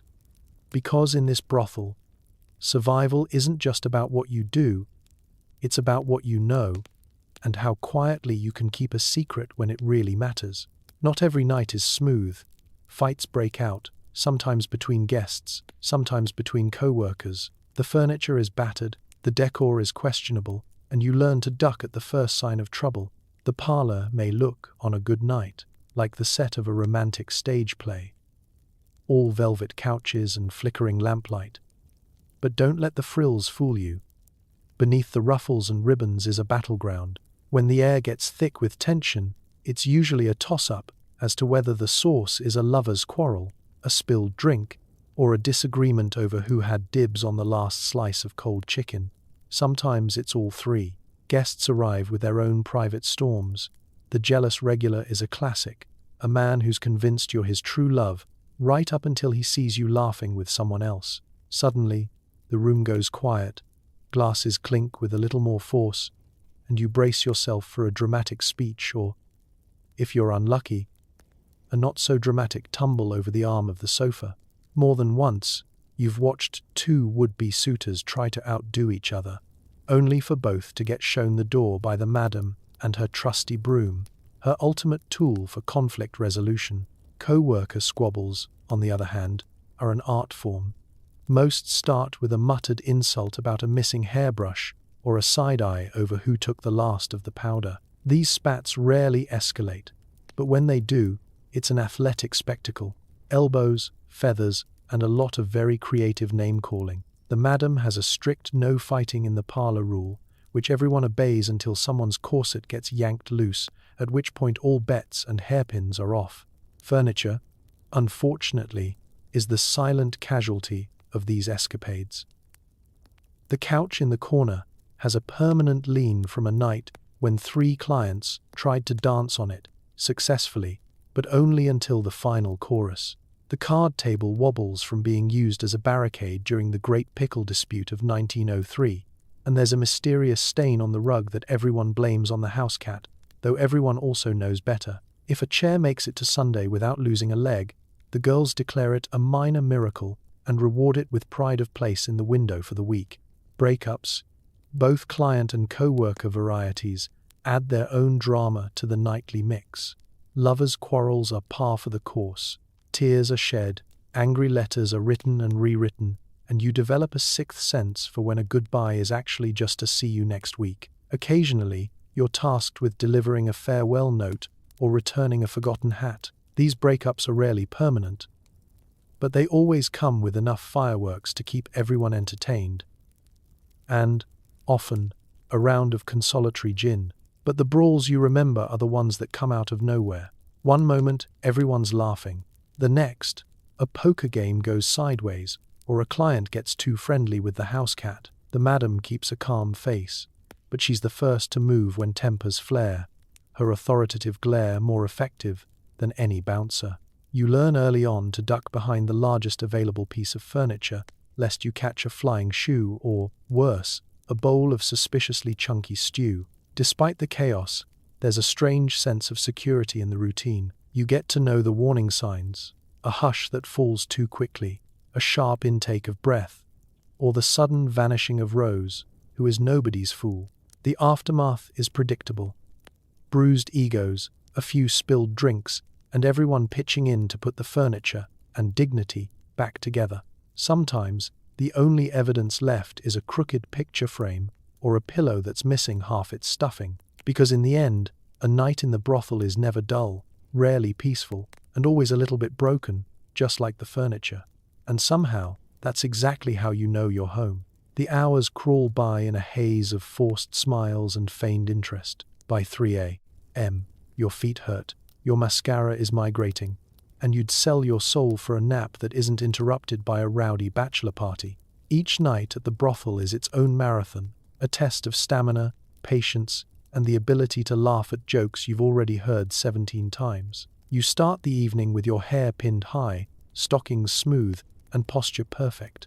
The first wave of clients usually means pleasantries and small talk, all performed with the hopeful energy of someone still able to feel their toes. By midnight, though, you're moving on pure grit and habit, your smile propped up by coffee and the occasional stolen peppermint. You become an expert at reading the room. Some clients want a listening ear, some want the fantasy of romance, and others just want to be noticed. You nod and smile, asking about the weather, the latest city scandal, or whatever sport was played that week. You're fluent in the language of polite laughter, well-timed sighs, and non-committal agreements. There's an art to keeping the conversation going just long enough to keep tips flowing, but not so long that you end up learning the life story of a man who named his horse after his mother. As the night wears on, the air in the parlor thickens, part perfume, part exhaustion, and part desperation.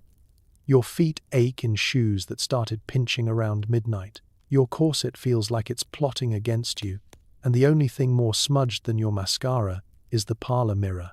Still, you keep moving, cycling through the same stories and practiced glances. If a song you like comes on the piano, you might sneak a quick dance, but only if you're sure the madam isn't watching too closely. At some point, the bachelor party arrives. There's always one. A parade of men who've decided tonight is the night to relive their youth, or at least test the limits of the house's patience. They're loud, overly enthusiastic, and convinced they're charming. Someone inevitably spills a drink, someone else tries to tell a joke that was old before the Spanish-American War, and the whole room holds its breath, hoping they'll tip well enough to justify the headache. You put on your best smile, count down the minutes, and trade knowing looks with the other girls. Solidarity in suffering, as they say. You discover secret survival tricks, dipping your feet in cold water when you sneak away to the kitchen, taking slow, deep breaths near the open window, reapplying powder in the hope it'll hide the exhaustion. Someone's always got a miracle cure for sore arches or a spare hairpin when yours gives up halfway through a dance. There's a quiet understanding. You watch each other's backs, cover when someone needs a break, and share whatever small comfort you can scrounge up between the rushes. When the clock finally ticks toward closing, there's a subtle shift in the air. The music slows, the laughter grows softer, and everyone moves a little slower. The last guests are ushered out with careful courtesy. The parlor lights are dimmed, and you can almost taste the relief. You collapse into a chair, legs throbbing, dress wrinkled, hair escaping its pins. You survived another night, and as you tiptoe up the stairs, already half asleep, you remember the absurdities. The client who insisted you recite poetry in a pirate accent, the way Rose nearly started a conga line with the madam, the quiet kindness of Violet slipping you the last peppermint. For all its aches, irritations, and endless repetition, a night's work in the brothel is more than just getting through the shift. It's about grit, laughter, and the strange comfort of knowing you made it. One more night, one more wild, exhausting, unforgettable shift. When dawn creeps in, it's all hands on deck. Sheets are changed, the parlor is aired out, and someone scrubs mysterious stains from the wallpaper. The glamour is officially over. The first rays of sunlight slip through the faded curtains, illuminating the true aftermath of a night's work. Half-empty glasses on every surface, confetti made from old playbills, and a faint haze of powder that settled on the chandelier. You can still smell the perfume, though by now it's mingled with the less glamorous aromas of sweat, stale gin, and the world's most questionable stew. There's nothing like the cold, grey honesty of morning to transform the brothel from a palace of illusions to a house desperately in need of a mop. Cleanup is a ritual in its own right. It starts with groans and grumbling as the girls, hair unpinned and slippers on, shuffle through the parlor like a parade of sleepwalkers. The madam has a checklist as long as a banker's arm, and she assigns tasks with military efficiency. The unlucky soul who drew towel duty is already in the laundry room, wrestling sheets into soapy submission, while someone else takes on the Herculean task of collecting every empty glass and prying a dried lime wedge out of the piano. If you're on sweeping duty, congratulations. You'll discover the lost and found beneath the parlor couch: a glove, a playing card, sometimes a lone shoe with no owner willing to claim it. There are always crumbs, feathers, and the occasional hairpin or three that managed to escape last night's chaos. You work in tandem with your co-workers, swapping stories about the night's most bizarre moments, like the client who tried to tip with Monopoly money, or the brawl that ended with everyone apologizing to the cat. The beds are stripped, the sheets bundled into baskets and hauled down creaking stairs. No matter how tired you are, you smooth each mattress with practiced hands, hoping that by some miracle, tonight's shift won't involve a spill that even vinegar can't cure. In the bathrooms, there's a queue for the washtub, everyone hoping to scrub off the night's makeup, perfume, and traces of whatever was in the stew. The parlor gets the toughest treatment. Windows are opened wide, letting in a draft and a chorus of early morning street sounds. Carriage wheels rattling, vendors hawking buns, and the distant squawk of someone's rooster who still thinks he owns the block. Someone spritzes lavender water, someone else beats a rug out the window, and everyone pretends not to notice the stain on the wallpaper that refuses to budge, no matter how much elbow grease is applied. Breakfast is served, if you can call it that. Usually just black coffee, burnt toast, and the leftovers of last night's cake, cut into impossibly thin slices. You eat standing up, trading yawns and gossip. The house cat circles your ankles, demanding his own breakfast and, if you're unlucky, dragging in another gift from the alley. By the time the coffee pot is empty, the parlor sparkles, or at least doesn't look actively haunted, and everyone collapses onto whatever surface is cleanest. There's a strange camaraderie in the aftermath. Cleanup is the great equalizer, wiping away the hierarchy of last night's tips and triumphs. Whether you were the star of the parlor or spent the evening dodging bachelor parties, everyone ends up scrubbing, sweeping, and resetting the stage for another night. Someone finds a lost earring and triumphantly returns it. Someone else discovers that her lucky garter has survived yet another shift. By mid-morning, the house is quiet, the girls scattered to their rooms, finally surrendering to sleep. The glamour is gone, the performance paused, but underneath it all, there's the satisfaction of survival. Another night, another cleanup, another day in a house that always, somehow, puts itself back together.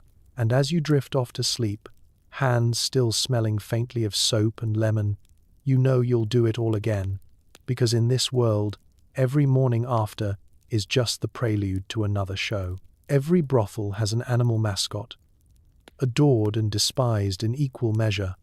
Sometimes it's a cat with half an ear, sometimes a pug in a bow tie, always a source of chaos and comfort. In this house, it's a cat named Jasper, though depending on the week, he also answers to scoundrel, your highness, or please stop that. Jasper arrived years ago, a streetwise kitten with a mangled ear and a suspicious attitude, and promptly decided he owned the place.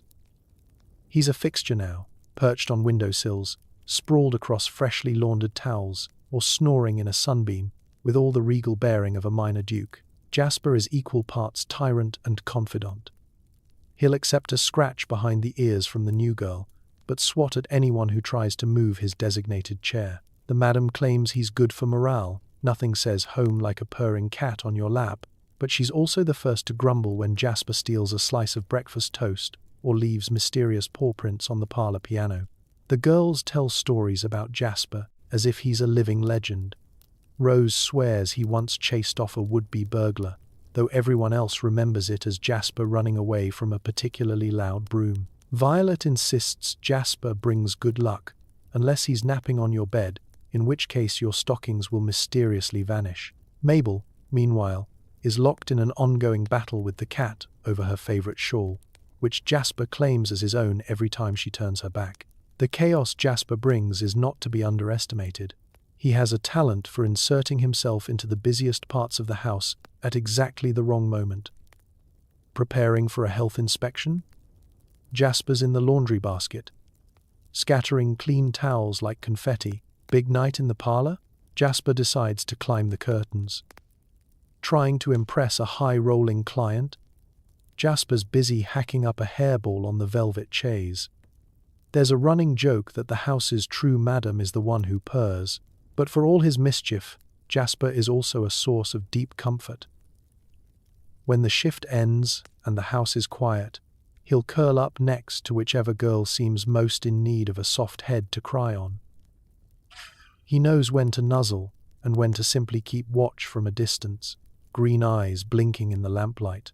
On cold nights, he's the extra warmth at the foot of the bed, and when nerves are frayed after a particularly rough evening, his steady purr is the best lullaby you could hope for.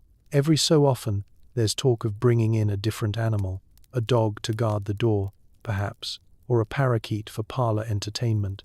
There was even, briefly, a ferret named Buttons, whose reign of chaos lasted exactly 3 days before he was quietly rehomed to a neighboring pub.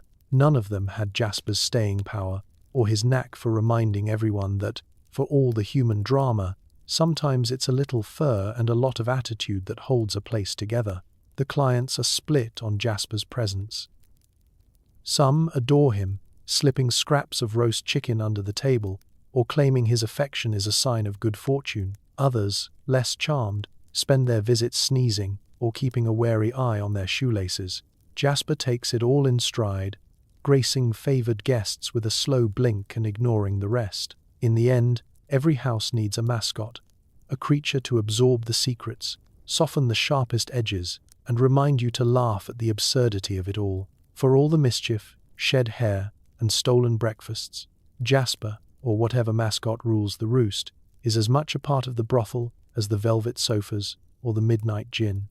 Mascot or menace, it depends on the hour, but at the end of a long night, when the lights are low and the laughter fades, it's good to know someone will always be waiting by the window, tail twitching, ready for tomorrow's chaos. And maybe, just maybe, that's the secret to surviving it all. After all that, it's payday. Or, at least, time for the madam to distribute wages, dock your pay for damaged property, and remind you who really owns that fancy hairbrush. The anticipation in the house is electric, half hope, half dread. Payday comes once a week, marked on the calendar with a red X, and circled in everyone's mind with equal parts excitement and suspicion. The morning is spent calculating, guessing, and nervously reviewing the week's incidents. Did you break that teacup? Did you spill gin on the good lace tablecloth? Or worse, did Jasper the cat do it on your watch? Every accident, real or imagined, is suddenly a potential deduction. The ritual begins with the madam seated behind her battered desk, ledger open, spectacles perched on her nose, looking for all the world like a banker with a taste for feathers and intrigue. One by one, the girls line up, clutching handkerchiefs, chewing their lips, and quietly rehearsing their best innocent and hard-working faces. You can almost taste the tension in the hallway, mingled with the scent of floor polish and the faint aroma of last night's gin. The madam handles pay with the skill of a seasoned magician, making coins appear and disappear with the flick of a pen. "Here's your share for the week," she announces, sliding a neat little stack of coins across the desk. -3 cents for the broken plate, 4 for the curtain rod incident, and 5 for, well, you know what you did. Sometimes, the incident is a genuine catastrophe. Sometimes, it's just a clever way to keep everyone humble. You do the math, quietly mourning the dollar you'd dreamed of spending on new stockings or that little pot of rouge from the apothecary. But you learn to be grateful for what you get, and even more grateful for what doesn't get mentioned. Some weeks, You swear the house is actually a finishing school for accountants. Everyone learns to double-check, cross-check, and occasionally negotiate. Mabel is legendary for her ability to argue deductions down to the penny, armed with an iron memory and the patience of a saint. You call that a scratch? That's character, she insists, gesturing to a chipped plate with the conviction of a defense attorney. There are always surprises. The madam might, on a good week, slip you a bonus for discretion or for handling a particularly tricky client. On the flip side, she's quick to remind you who paid for the extra hairbrush, the lost earring, or the coffee you spilled on the city inspector. You quickly learn to label everything you own, combs, lipsticks, gloves, because anything unclaimed becomes property of the house by noon the next day. And then there's the tip pool. The week's gratuities are gathered up, recounted, and redistributed with all the fairness of a rigged carnival game. Someone always feels shortchanged. Someone else winds up with a little more than they expected. There's a round of half-hearted grumbling, a bit of under-the-breath arithmetic, and then the coins are pocketed, counted, and tucked away in secret hiding places. Violet keeps hers in an old boot, Rose sews them into her hem, and you, like everyone else, spend a few anxious minutes double-checking your totals before the next shift begins. Still, payday isn't just about the coins.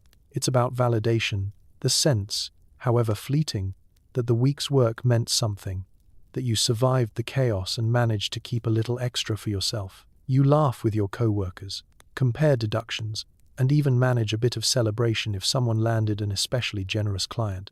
There's a sense of accomplishment, a flicker of pride, and the hope that next week, just maybe, your take-home pay will be a little bit heavier.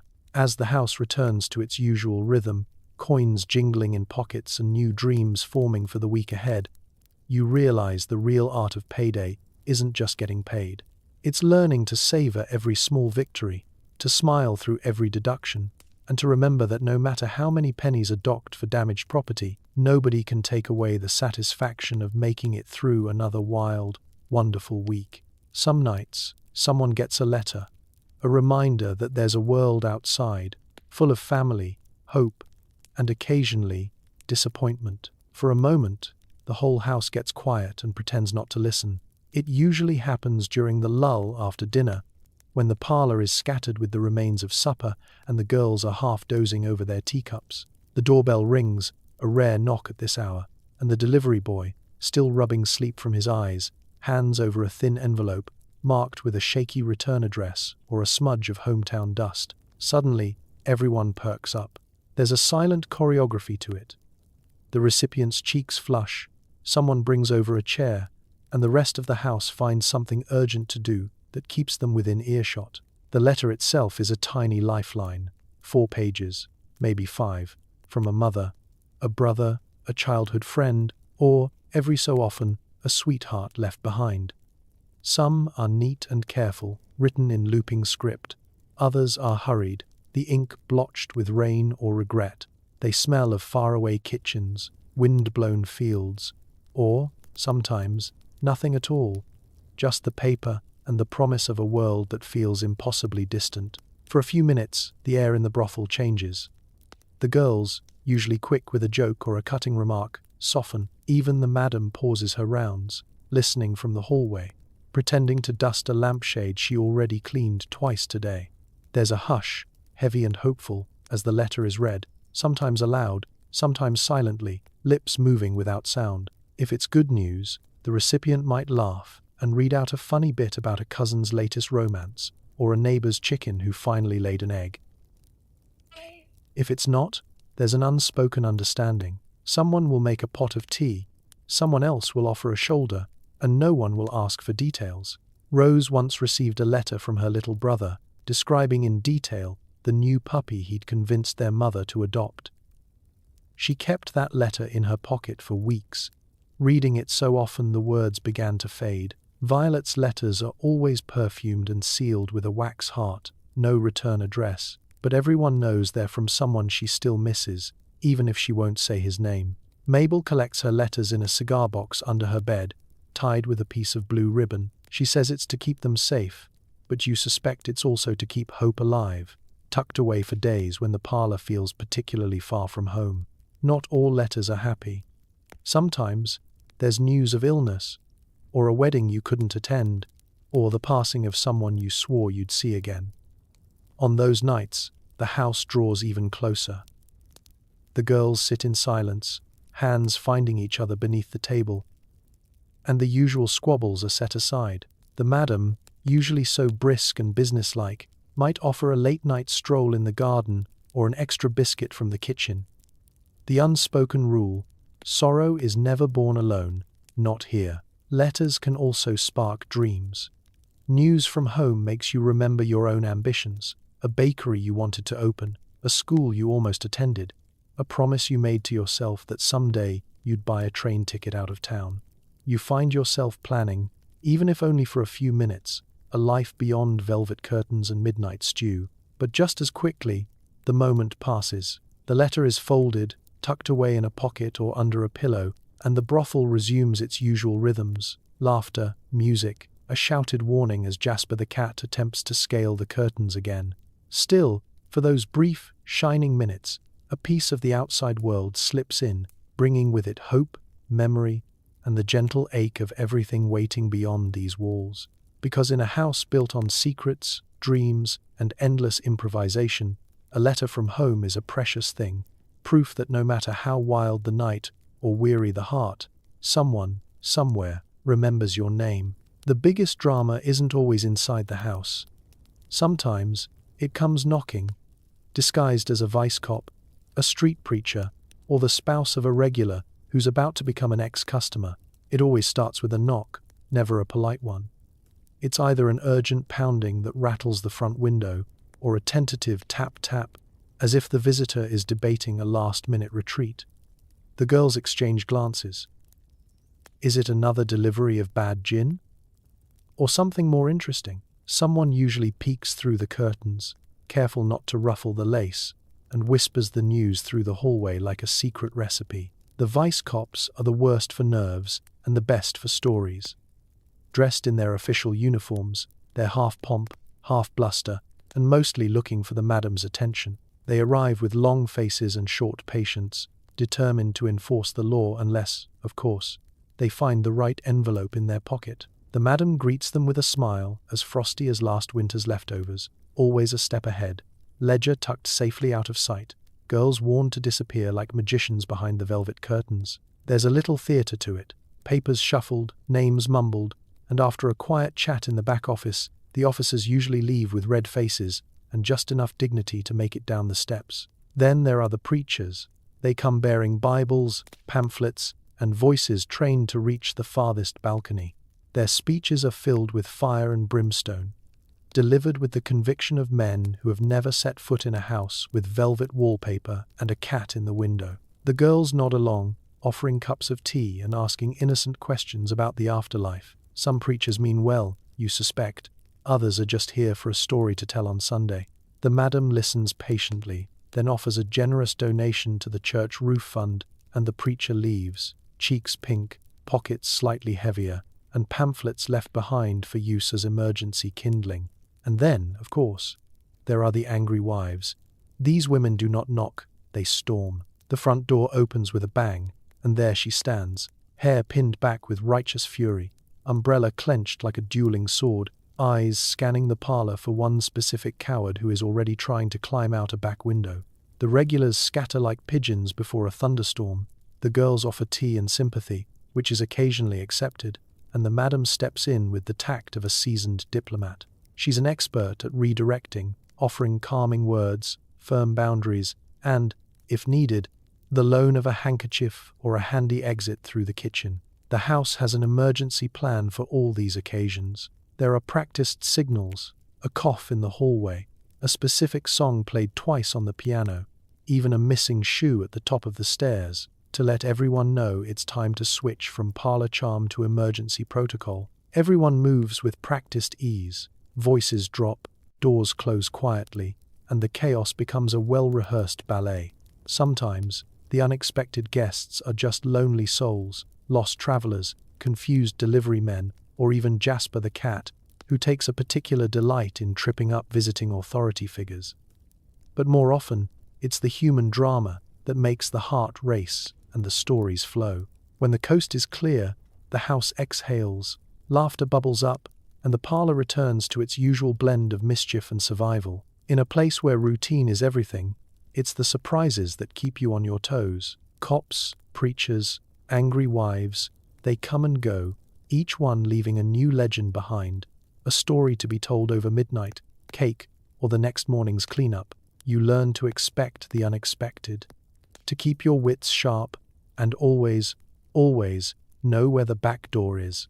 Because in a house built on secrets and spectacle, every knock is a reminder that survival isn't just about the night's work. It's about facing whatever or whoever walks through that door next, armed with nothing but quick thinking, a practiced smile, and the hope that today, at least, the drama will stay on the doorstep. Last call. Lamps are dimmed, doors are bolted, and everyone stumbles off to sleep, or at least to a brief imitation of it. The house finally exhales after another night of not-so-glamorous survival. The final act of the evening begins with a collective sigh, a long, weary breath that ripples through the parlor as glasses are emptied and tips are counted one last time. The girls slip out of the velvet-lit rooms, voices hushed and laughter softened by fatigue. The madam does a final sweep of the front hall, double-checking locks and peering through the lace curtains, her sharp eyes scanning for stragglers or would-be troublemakers still lurking in the midnight mist. The ritual of shutting down is oddly soothing, a choreography of routine after so much chaos. Lamps are turned low, their golden glow shrinking to pinpricks in the corners. The heavy curtains are drawn shut against the world outside, muffling the sounds of passing carts and distant music from the saloon down the street. The house cat, already anticipating his moment, stretches out on the best chair, surveying his domain with the air of a monarch whose court has finally quieted. The parlor, once a stage for laughter and negotiation, now feels like a ghostly echo of itself. Chairs are righted, cushions plumped, and the lingering scents of perfume and gin fade into the background. Someone sweeps up the night's confetti of playing cards, feathers, and crumbs, muttering about the joys of late-night housekeeping. In the kitchen, mugs are rinsed and stacked, tomorrow's bread set to rise, and the last sliver of cake tucked away for whoever finds it first in the morning. Upstairs, doors click softly shut. The girls move in slow procession to their rooms, faces stripped of rouge, hair tumbled loose, eyes heavy with exhaustion.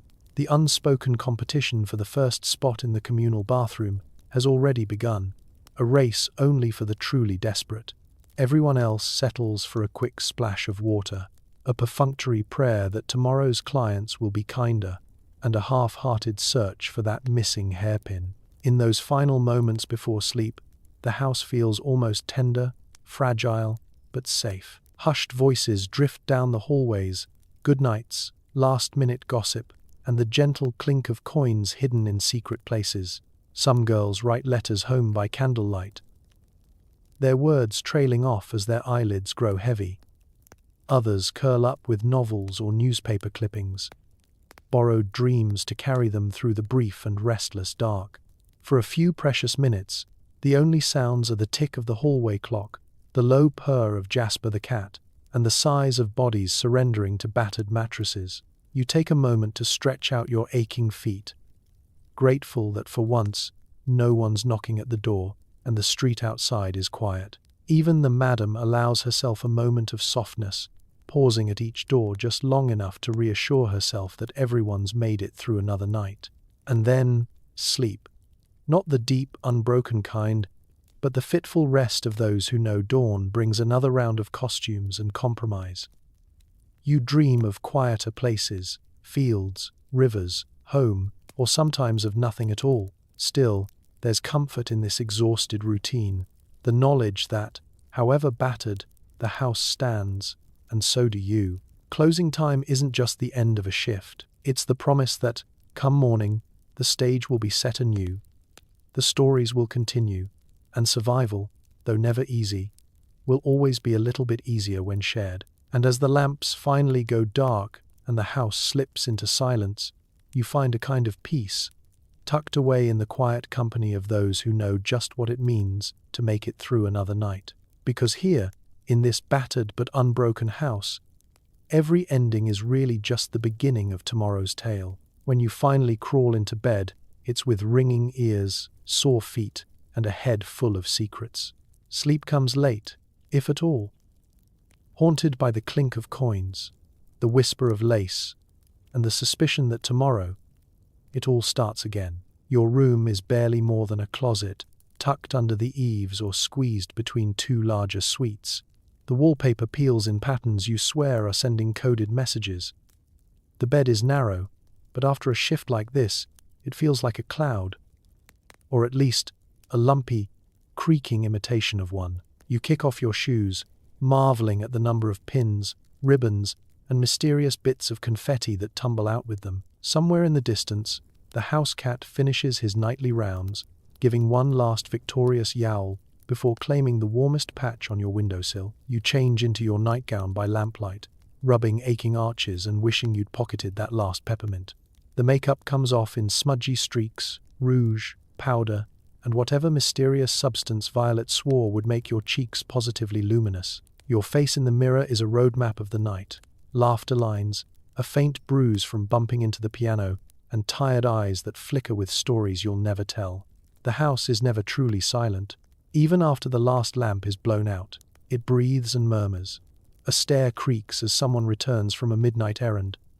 A soft giggle slips through the walls, and from the kitchen, a spoon clatters in a mug left out for just one more sip. You lie very still, blankets pulled to your chin, listening as the night reveals its secret soundtrack. Somewhere, the madam moves through the hallways, her footsteps reassuringly firm as she checks every door and whispers good night to the darkness. Sleep in a brothel is an act of faith and stubbornness. You chase it like a skittish animal, luring it with warm milk, a snippet of lullaby, or old dreams brought from home. Sometimes, just as you're about to drift off, a memory surfaces, a song played on the parlor piano, a letter tucked under your pillow, a promise made to yourself that next year you'll finally see the ocean. But most often, it's the parade of the night that keeps your mind whirring. Clients who said too much, secrets half shared over gin, quarrels and reconciliations, and the faces of co-workers already snoring in the next room. You learn to count the good things, an extra tip, a shared joke, a quiet moment on the back step, watching the moon climb over the rooftops. Each victory, no matter how small, is a charm against the day's exhaustion. You also tally up the worries, rent due, corset laces that won't last another week, the constant game of staying in the madam's good graces. It's a balancing act performed in the dark, heartbeats quickening and slowing with each turn of thought. And then there are the dreams themselves, vivid and unpredictable. Some nights, you dream of dancing in a ballroom, spinning under chandeliers in a dress that fits just right, laughter ringing out without a care.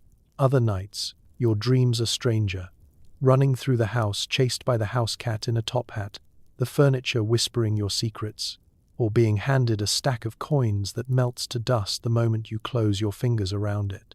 Inevitably, sleep claims you in pieces, a doze here, a drift there, startled awake by some distant noise or by your own mind racing ahead to tomorrow's uncertainties. If you're lucky, you'll get a few solid hours before the house begins to stir again, sunlight creeping in and the scent of strong coffee replacing the perfume of last night. But as you finally surrender to whatever rest you can manage, you find a certain peace.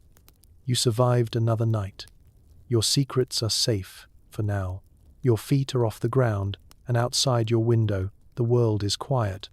Tomorrow, the cycle begins again, but tonight, you've earned your dreams, strange, hopeful, and all your own.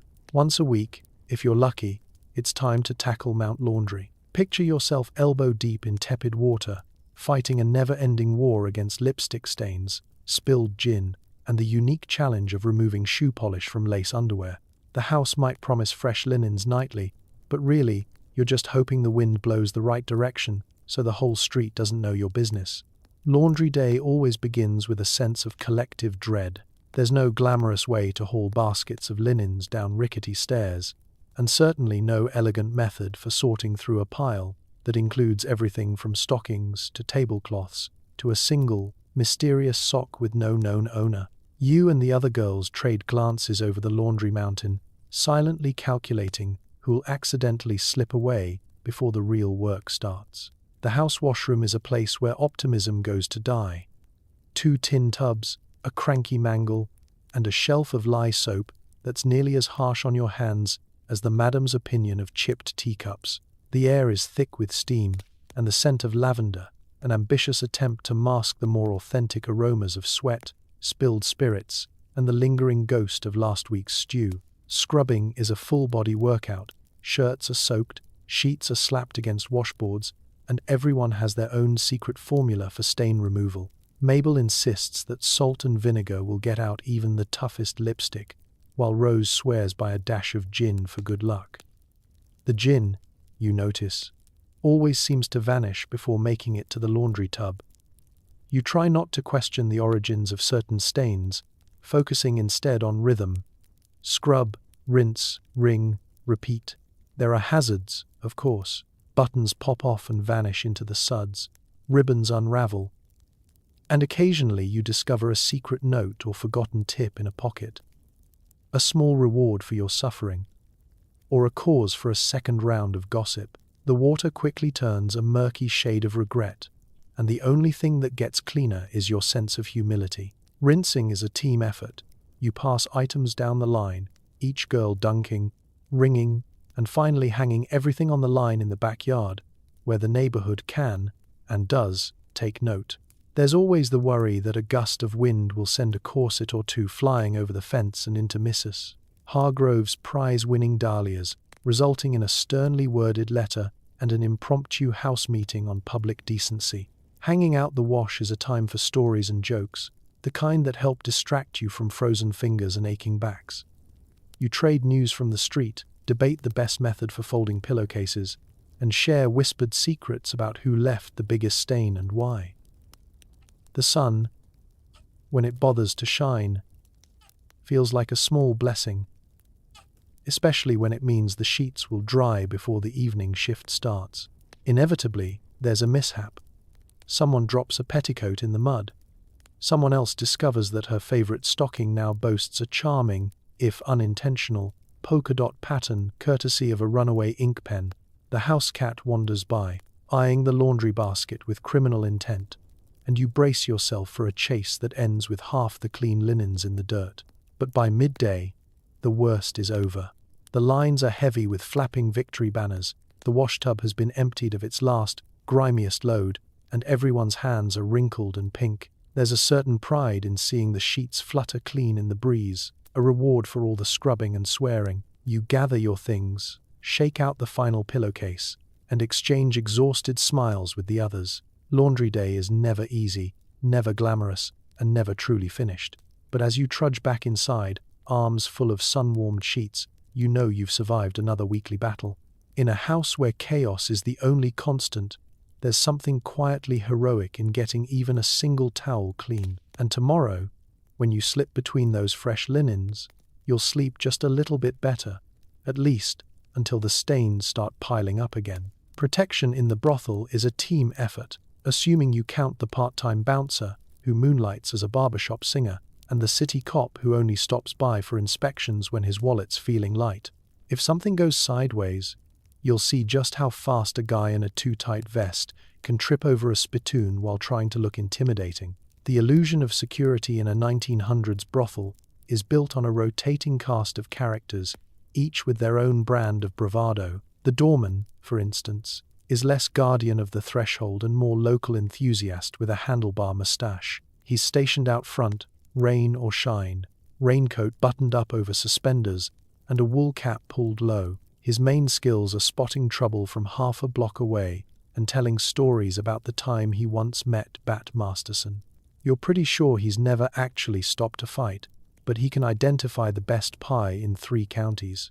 Then there's the bouncer, who likes to be called Mick even though his real name is Eugene and everyone knows it. Mick's job is to loom menacingly by the parlor door, arms crossed and brow furrowed, humming quietly in between bursts of, "Let me call you sweetheart." He's got a soft spot for the girls, always willing to slip someone a peppermint or help with the heavier laundry baskets, but heaven help the guest who gets too rowdy. In practice, Mick's method of de-escalation is more likely to involve gentle persuasion, a soulful rendition of My Wild Irish Rose, and the promise of free pie at the diner next door. Of course, the real wild card is the local law enforcement. The city cop on the beat is part watchdog, part would-be actor. He appears at the door for routine inspections, which are never actually routine and always seem to coincide with payday. He spends more time sipping tea in the kitchen than checking rooms, and his notebook is mostly filled with doodles and the names of his favorite bakery goods. A well-placed envelope, sometimes containing actual money, sometimes a ticket to the next cake social, ensures the brothel remains in the city's good graces. Occasionally, trouble still finds its way through the front door. Maybe it's a client who's had too much gin or a former suitor with a broken heart and an even more broken sense of decorum. The protocol is simple. The girls signal Mick with a discreet cough, and the madam gives the nod. Mick springs into action, which mostly means calmly but firmly walking the offender out with a minimum of fuss. On rare occasions, someone tries to get physical, at which point the combined force of Mick, the doorman, and the threat of the madam's rolling pin is enough to end most altercations. In truth, the girls do most of their own protecting. They know how to talk a client down, how to read a situation before it explodes, and how to wield a high-heeled shoe with surprising accuracy. There's an unspoken network, coded glances, the quiet shuffling of feet, the subtle movement of a vase on the parlor table, all designed to keep everyone safe and the peace intact. The house cat, naturally, takes credit for any quiet nights. He prowls the hallway with an air of authority and can be counted on to hiss at the first sign of trouble, usually at the bouncer's unfortunate singing voice. In the end, security at the brothel is less about muscle and more about community. It's knowing who to trust, who to call for help, and when to offer a slice of cake instead of a threat. It's the madam's sharp eyes, the doorman's tall tales, the bouncer's careful watch, and the collective wisdom of women who've survived 100 nights and learned to rely on each other and themselves more than any muscle money can buy. Because here, the bravest thing you can do isn't throw a punch, it's keep everyone safe long enough to laugh about it in the morning. Sunday is technically a day of rest, but not here. Some girls go to church for real. Others gather in the parlor for a raucous card game and a gossip session that would make a preacher blush. There's always someone loudly pretending to read the Bible, mostly to avoid helping with chores. Moral virtue, in this house, is about as convincing as the house whiskey.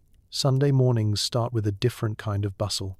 The usual cloud of powder and perfume is replaced by a chorus of yawns and the scent of strong coffee. Rose heads out early, donning her most respectable hat and clutching a hymnal so pristine you suspect it's never been opened. She's followed by 2 or 3 others, all determined to put in an appearance at the local chapel, if only for the satisfaction of being seen by the neighbors.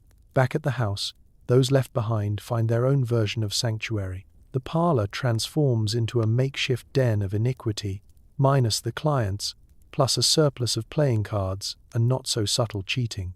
The house cat claims the best spot in a sunbeam, while Mabel produces a deck so well worn the corners are nearly round. There's a mad dash for the last clean chair and the coveted seat nearest the teapot, which has been repurposed to hold something suspiciously stronger than Earl Grey.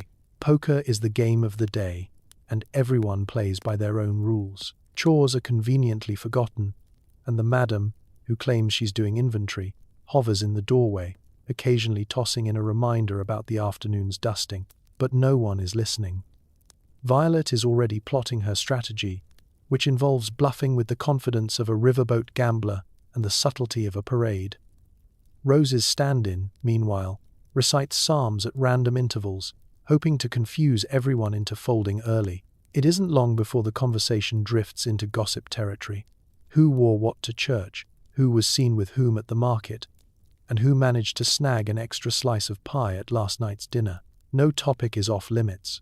Scandal and speculation fill the air, interrupted only by the occasional crash from the kitchen, where someone is accidentally avoiding the mountain of dishes. Fake piety is the order of the day. You're just as likely to catch someone reading a romance novel tucked inside a Bible cover as you are to hear a genuine prayer. For those who do venture out to church, there's a delicate balance to maintain.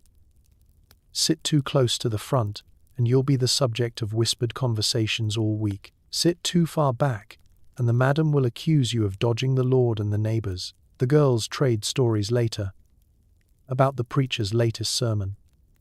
The hat Mrs. Hargrove wore bigger than last Easter's, I swear. And who fell asleep during the closing hymn. Rose, ever the dramatist, claims she was asked to lead the choir, which everyone knows is a lie, but no one bothers to contest. Afternoons are a lazy affair. With no clients until dusk, the girls lounge in the parlor, feet up and stockings rolled down, content to savor a rare moment of peace. The card game ends in either a shouting match or a chorus of laughter, depending on who's winning. Someone might strum a tune on the piano, while others trade recipes or dream up new ways to avoid tomorrow's chores. The house cat, having gorged himself on unattended biscuits, naps blissfully through it all. By sunset, the restful illusion is over. The girls scatter to prepare for the evening. Church hats are swapped for hairpins, and the poker chips are stashed away until next Sunday. The house returns to its familiar hum, all traces of virtue and vice blending together in a way only this place can manage. Because here, even a day of rest comes with its own brand of mischief, and honestly, no preacher could ask for a better congregation. As the house finally settles and the lamps flicker out, you lie back, mentally, at least, in your creaky brass bed, grateful for the blessed silence after a night of chaos, clinking coins, and enough drama to fuel a week's worth of daytime television. If you survived even a single hour in a 1900's brothel, congratulations. You've earned your stripes in the strangest, most exhausting boot camp history ever devised. Because, let's be honest, it wasn't all velvet and vice. For every night of roaring laughter, there was another of raw exhaustion, heartbreak, and trying to hide a mustard stain on your last good dress. But there's something undeniably remarkable in the resilience of those who lived this life. Women and staff who found family in chaos, dignity in absurdity, and hope between curtain calls and cracked wallpaper. They navigated rules that changed by the hour, clients who changed their names even faster, and the endless expectation to smile through anything. So tonight, as you tuck yourself into clean sheets, maybe with a real lock on the door and the luxury of privacy, take a moment to send a quiet thank you to the souls who survived a world where nothing was guaranteed, not safety, not wages, and definitely not a decent night's sleep. Where survival meant quick wit, stubbornness, and the occasional strategic use of gin, history's brothels may seem wild, scary, or even a little bit glamorous from a safe distance, but they were also proof that people, especially women, are resourceful, stubborn, and kind of hilarious even on the worst days. Because sometimes, when the world is noisy and absurd and the only way out is through, all you can do is laugh, take care of each other, and keep the stories going for another night. So breathe deep, relax, and let the quiet remind you, you made it through modern life without having to bribe a bouncer, wrestle with a corset, or eat mystery stew by candlelight. May your dreams be peaceful, your mattress be soft, and your sleep uninterrupted by the sound of a piano playing Maple Leaf Rag at 3 in the morning. Good night.